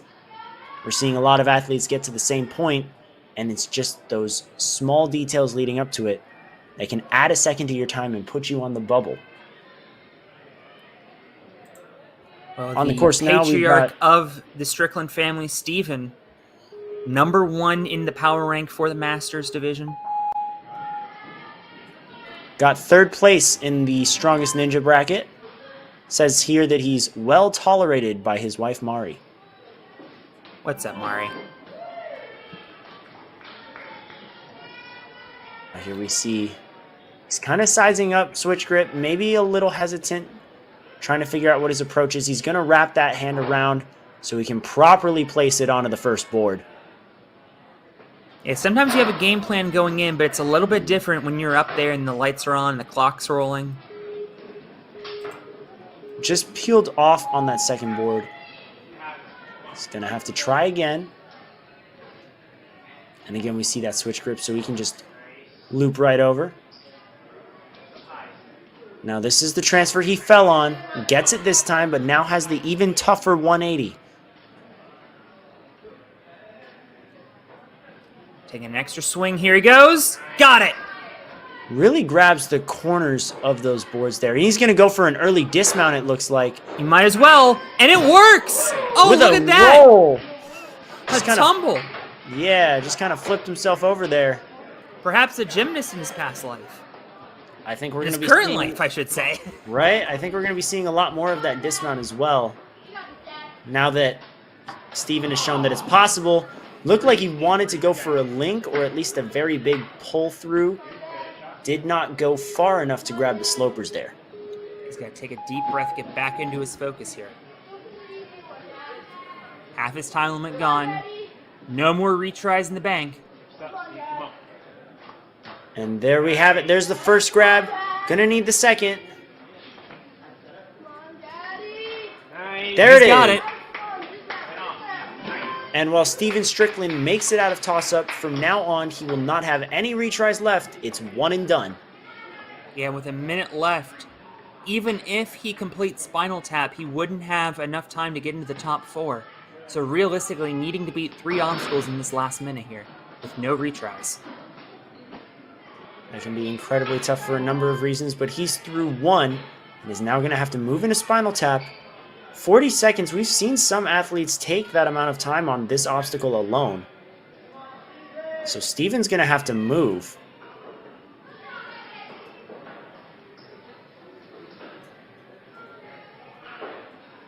Down to 25 seconds.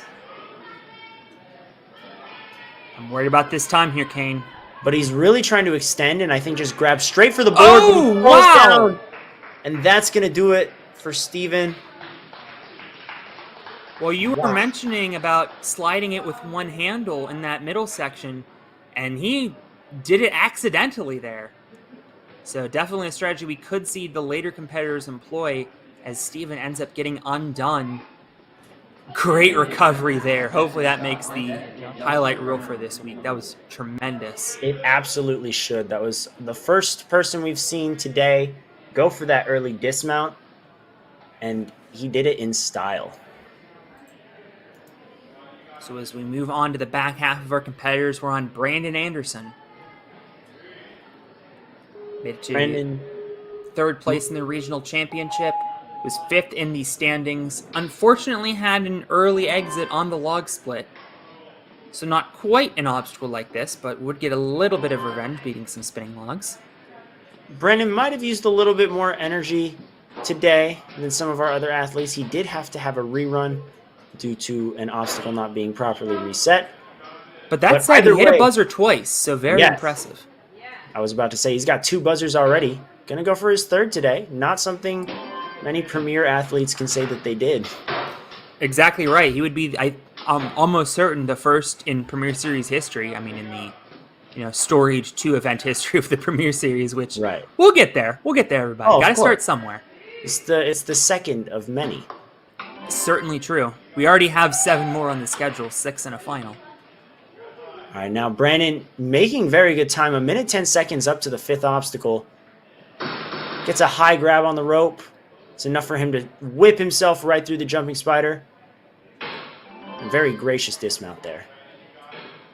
Graceful, not gracious. Taking a little bit of chalk before the Spinal Tap. I think that might be a good spot to chalk up, but at the same time, knowing how time-consuming Spinal Tap can be and knowing how fast everyone has been to that obstacle, maybe should have done it a little earlier. But in any event, it's going to be timed through this obstacle that, for the time being, matters for top 4. All right, I am officially no longer a fan of the one-arm strategy. We saw here that that was not enough to keep him fastened inside the Spinal Tap there. Might have to get that second hand in just to be safe and make sure that he's good. Shout out Andrew Dalis, by the way, on that reset. Delos. OG. Both of us are pretty big fans of his. Brandon now, well, there was a one-hand strategy and it worked. It was a Under good a minute walk now. off to save himself from sliding around. And based on when that punch came in, I think that should be top 4. Gonna chalk up again. Time would be completely irrelevant for the time being if he can beat this obstacle. No one's beaten it yet. He would be the first. We'll see. Moment of truth. He's going for that skip. Everyone avoiding that nunchuck. He almost had it. You can see the ring moving. He made contact with it. But that was not enough. Going to have to be a little quicker in turning that cane around and getting it into the ring. That, or he could go for the pull-up approach on his second attempt. which it looks like he's going to do. Has two hands on the nunchuck. But that and nunchuck, slips off! Yeah. It seems like that nunchuck is just really slippery. Yeah, it's so hard to grip a nunchuck with one hand. You really need to get that cane immediately into the ring as soon as you let go. Yep. Just And thought we've of seen something a as number of well. athletes With the fumble cane that. So go facing ahead. backward, I know it wouldn't be easier, but would it be reasonable to try on one of the attempts an under grab and hook the cane under and then back over the ring? There's no way. There's no way. The 180 has to be easier than that. An under grab on an up for grabs cane? No, thank you. Zachary Scott out of motive. I understand your skepticism. I'm still curious. But Zachary sure Scott, somebody will try it now. Zachary made it to the second to last obstacle stage and won at the World Championship. Making it to the second to last obstacle of this course would put him into first place. you can see he might have a bit of a home gym advantage here. Trains at Motive. Maybe a little more familiar with these obstacles. It's always a little bit easier, too, when you can sleep in your own bed the night before competition. Absolutely. And we see he's making good time. Just a couple seconds behind the pace that we saw Brandon go at. Yeah, and Brandon, we failed to mention, is now in second place. Uh-oh. Ooh. Good recovery there, but he's twisted up and backwards walks down the spider. What Very an smart. inventive move there. Very, very smart approach. Didn't want to waste his time turning around. Just decided to backpedal through the spider wall. Now for the spinal tap. Seeing a lot of interesting slip-ups. Well, minor slips. None that have forced him to use a retry, so still keeping pretty decent time. And I like how he's staying nice and compact, very tight.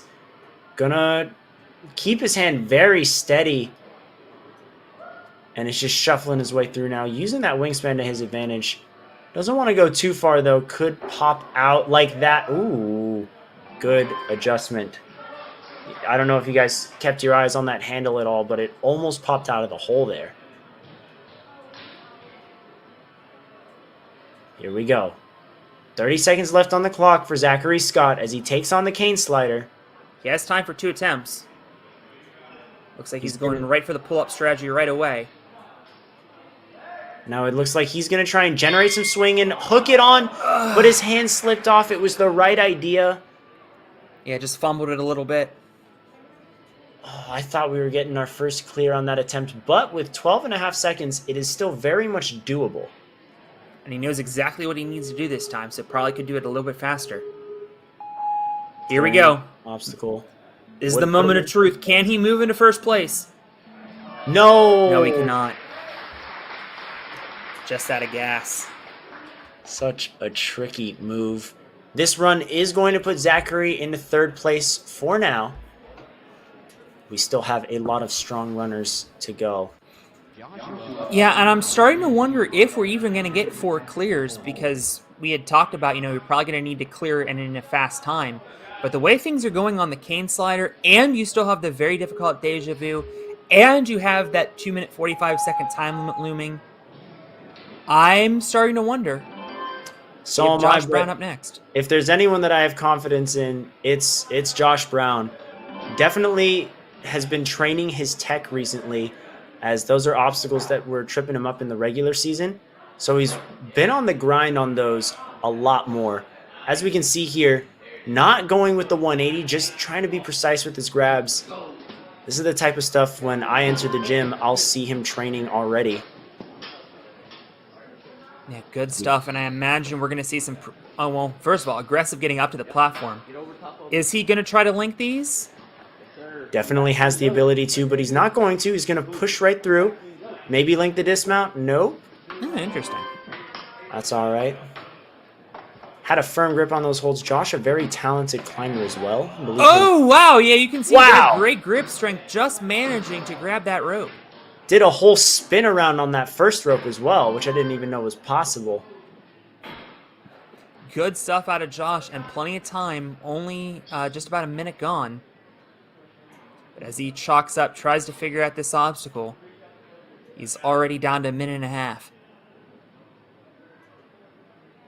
Trying to stay steady, reaching up. You can see Chad Hone on his sideline, trying to tell him where to place the hands first to get a good start. And I like this hand-foot movement. Again, staying nice and tight. You don't want to be outstretched. And he's going to go for that one-handed move. And it works! First today! Wow. With a minute left on the clock, that might be the fastest through, or the second fastest through the spinal tap. Yeah, he is going to be just behind Matt Collins, but could move into first if he is able to be the first to beat Kane Slider. 2 attempts. Which is he going to do first? Looks like he's going for the skip. And he Oh, gets and he it had on the right the hand. He ring. just couldn't hang on. Wow. Now, I'm curious as to how he's going to adjust. Is he going to try and do the same thing, or is he going to go for that nunchuck? I mean, it almost worked. I feel like he's going to do the same thing again. I wouldn't be surprised. Like I said, this is the type of And stuff. I take that back. He's going for the nunchuck. Oh, but And he couldn't missed hold the on to grab. the nunchuck.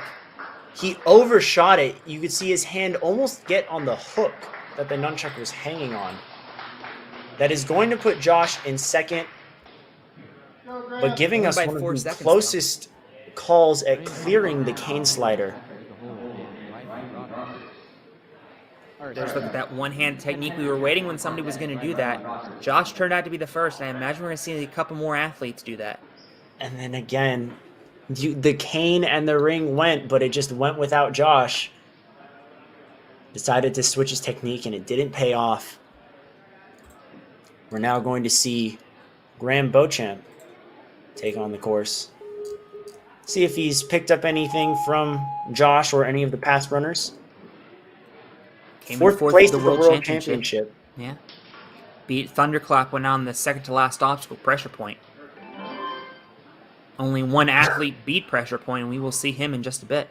I gotta say, I love the hair whip as he exited the spinning logs there. Very stylish. Also got to make sure he's looking where he's going on this course, especially on such a precise obstacle like switch grip. Oh, wow. Just Wow. fingertip grabbing the back. Wow. And effortlessly through as if he didn't just make a great save there. Now, I'm waiting to see if anyone's going to try and link the toss-up. Graham not going to. In fact, he's going to have to take an additional swing. But it works for him as he gets through. Still has 2 retries in his back pocket. Hopefully not going to have to use them. Jumping spider now. Great tack. Up to the rope, and he is through. Does need to move a little bit if he wants to move into first place. He's about on pace with Josh to this point, and Josh is currently sitting in second, which means that this is a top 4 pace. But of course, if he wants time to possibly get 2 attempts at the cane slider, it's important that he gets through spinal tap quickly. Yeah, the way things are going. Still a number of athletes left. Doing that back hook, we've seen a couple other athletes do that. And Graham quickly through, one of the fastest we've seen through spinal tap. He might actually be in first place with that. I think he might be. I think he might be just a couple seconds behind Matt. Definitely in the top 3. That might have even been behind Josh as well. Again, all irrelevant if he's able to beat Cane Slider, and he's going for the skip first try. It's crazy to see. Nobody's completed either strategy yet on this obstacle. Airballed the hook. It's crazy to see. We've seen so many slips on that nunchuck that we're not even seeing people try it on their second attempt as much anymore. We've seen some people just fully try and go for the tricky cane precision move. Both tries. He wasn't as close as Joshua was. Going for it a second time, though. Getting a little squirrely on the swing and wasn't able to hook the cane. And so this cane slider continues to be a massive crux point, one of the biggest we've seen so far in Premier Series. Yep, and we saw a lot of big moves out of him. He was looking so smooth up to that point. I want to point out that motion on Spinal Tap as well, but with the back hook there. But down he goes. That's going to put him in second place, 0.4 of a second ahead of Josh. When we said every second matters, we were not lying, guys. This is going to be a very tight finish, especially with our top 5 athletes from the placement course remaining, including 2 world champions.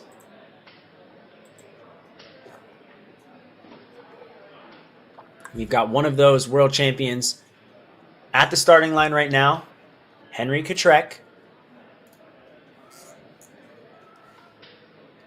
With 5 athletes to go, a buzzer almost certainly would get you through. I would think at this point, beating cane slider would get you through. The mark to beat right now, 6 obstacles in a minute 52. Henry trains at Ninja Fit in Atlanta.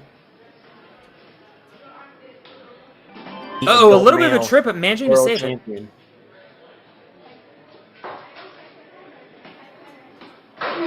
Very solid pop. Let's see if he's going to go for that 180 or just try to replace his hands.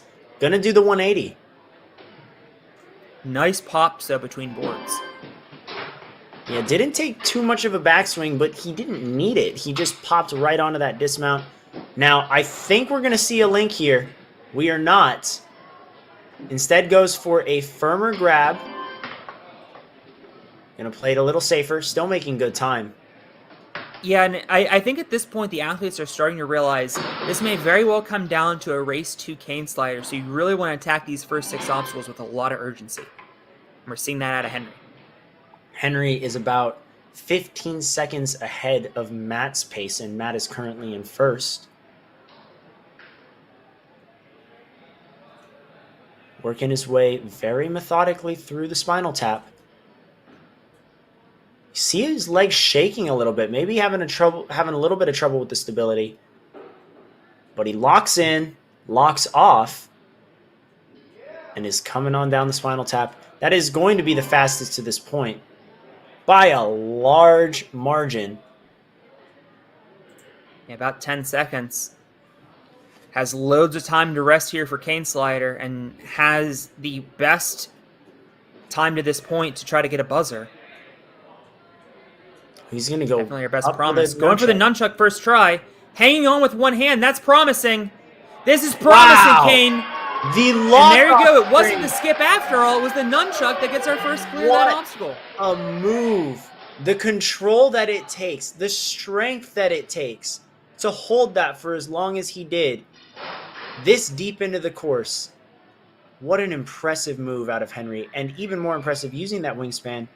He's going to have to hop that ring right over. It looks like he's just going to reach out for it instead. Smart. And is he going for a dismount here? Nope. Didn't really get a good look at this obstacle from Hannah, who got stuck on that ring. With 15 seconds left, he should have time. Yes, he got past the plane. Just the warp wall to go. We're going to see our first buzzer, Kane. Thank goodness. And look, right up the top one, 14.5 feet. Hits that buzzer. 2 minutes and 40 seconds. Had a little less than 5 seconds remaining. Henry Kotrek, your first clear in the amateur division on the challenge course, and is going to be in a very good spot coming into our final 4 runners today. Very impressive stuff out of our defending world champion, and we can see why he won it with moves like this, right up to the nunchuck and then hanging for quite a bit with one hand. We've seen basically everyone else who tried to one hand that slip right off. This was a close call, but he met all 3 conditions, hit the platform, disengaged the obstacle, and most importantly, crossed the front plane. So that is a successful clear of that obstacle, and we're right into Riley Broadhurst with 4 to go. Riley, another incredibly strong ninja who I could absolutely see a buzzer out of today.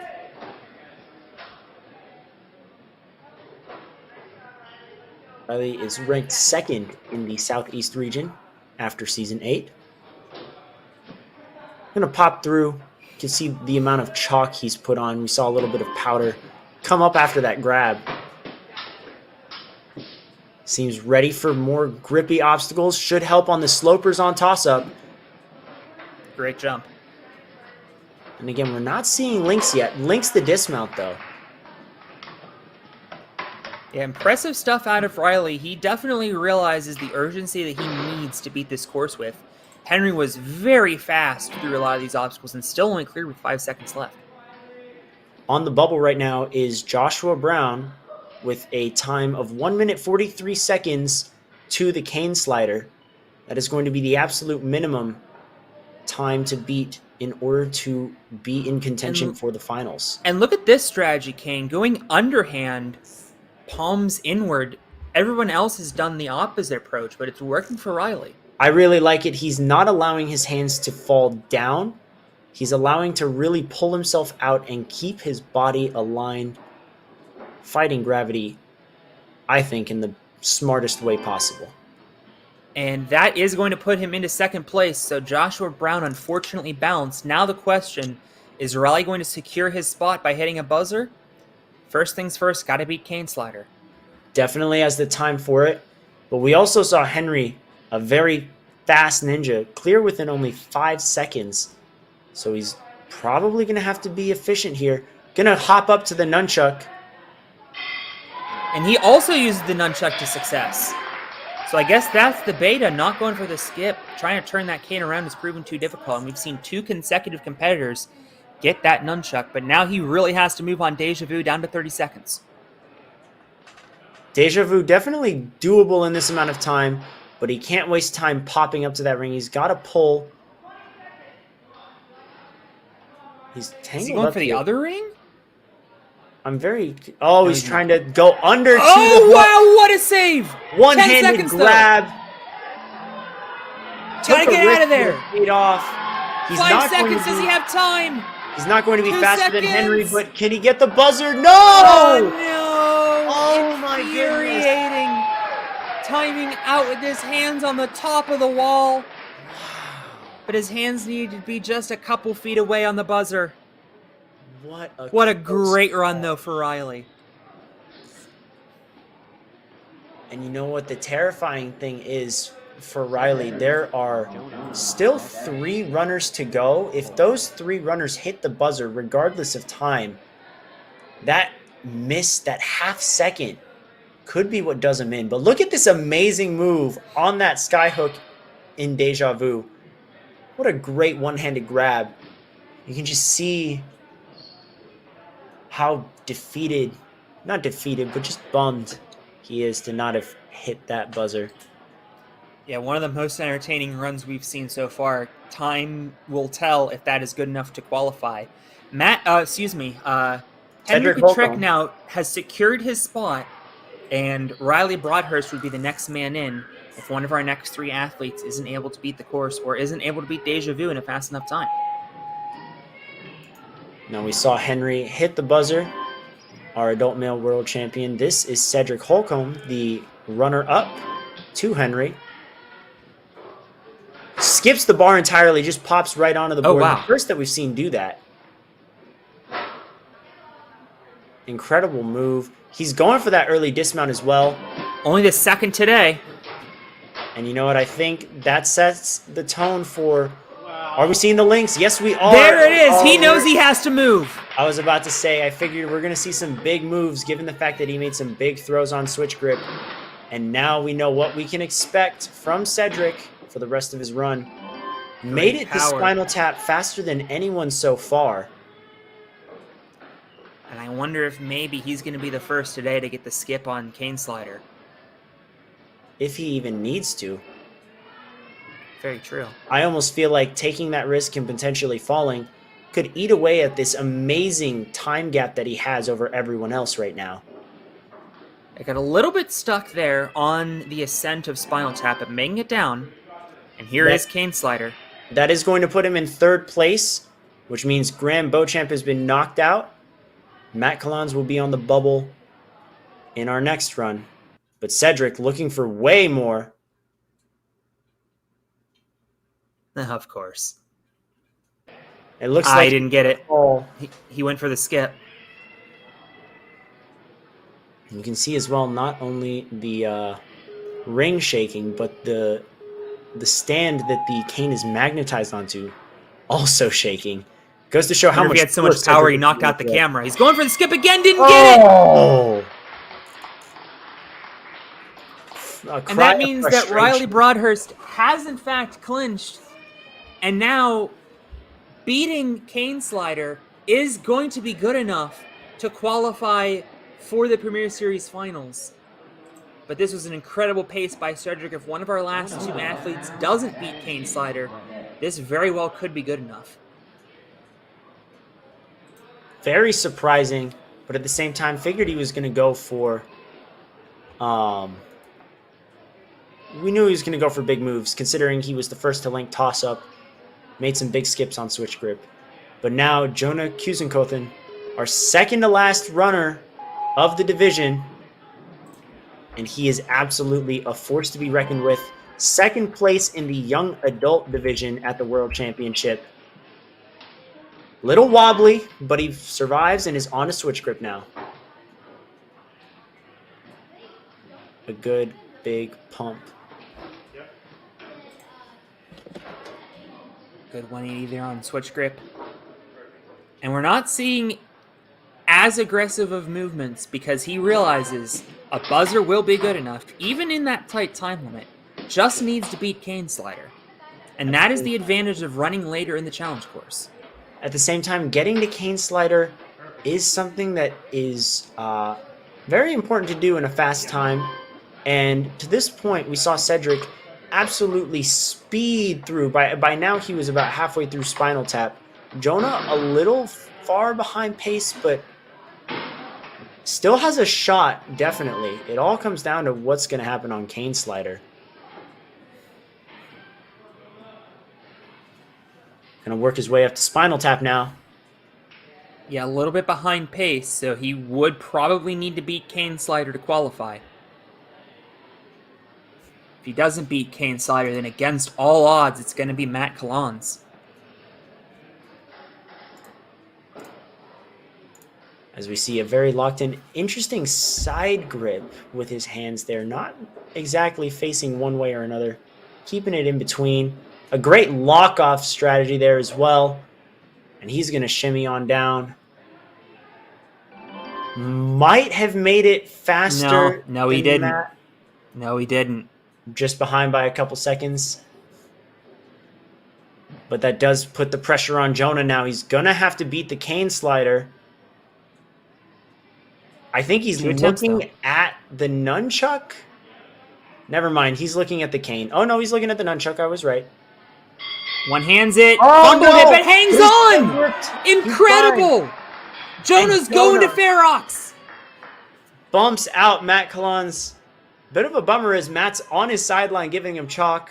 But at the same time... Well, Matt's going to be on the bubble. Jonah is qualified. No, Matt's done. Matt was in fourth. Now he's out. Oh, okay. My bad. But regardless, I think we're going to see Jonah go for what Riley went for.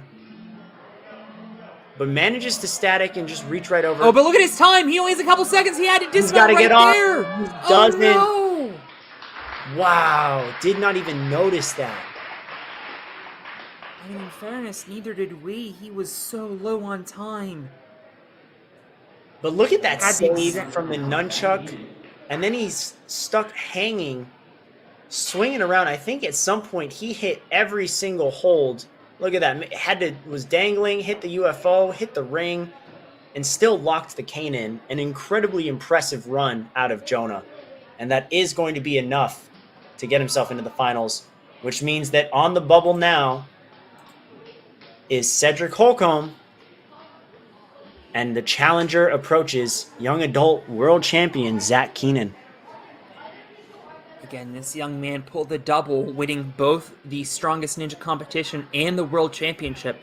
So performed very well consistently across all 3 stages, in addition to being the only person on the 15-plus male course to get to X Factor, the last obstacle of the World Championship. And he kept that consistency up today with the fastest time on the placement course, a sub 27 second time. We know he can be efficient. The real question is, how is he going to approach some of these obstacles? Well, apparently the answer is extremely efficiently, as he just popped through that entire obstacle. Yep, I think the real point that I'm concerned about is Cane Slider in the sense of how is he going to do it? But at the same time, I think he can definitely do it. Are we going to see Lynx? Yes, we are. We are.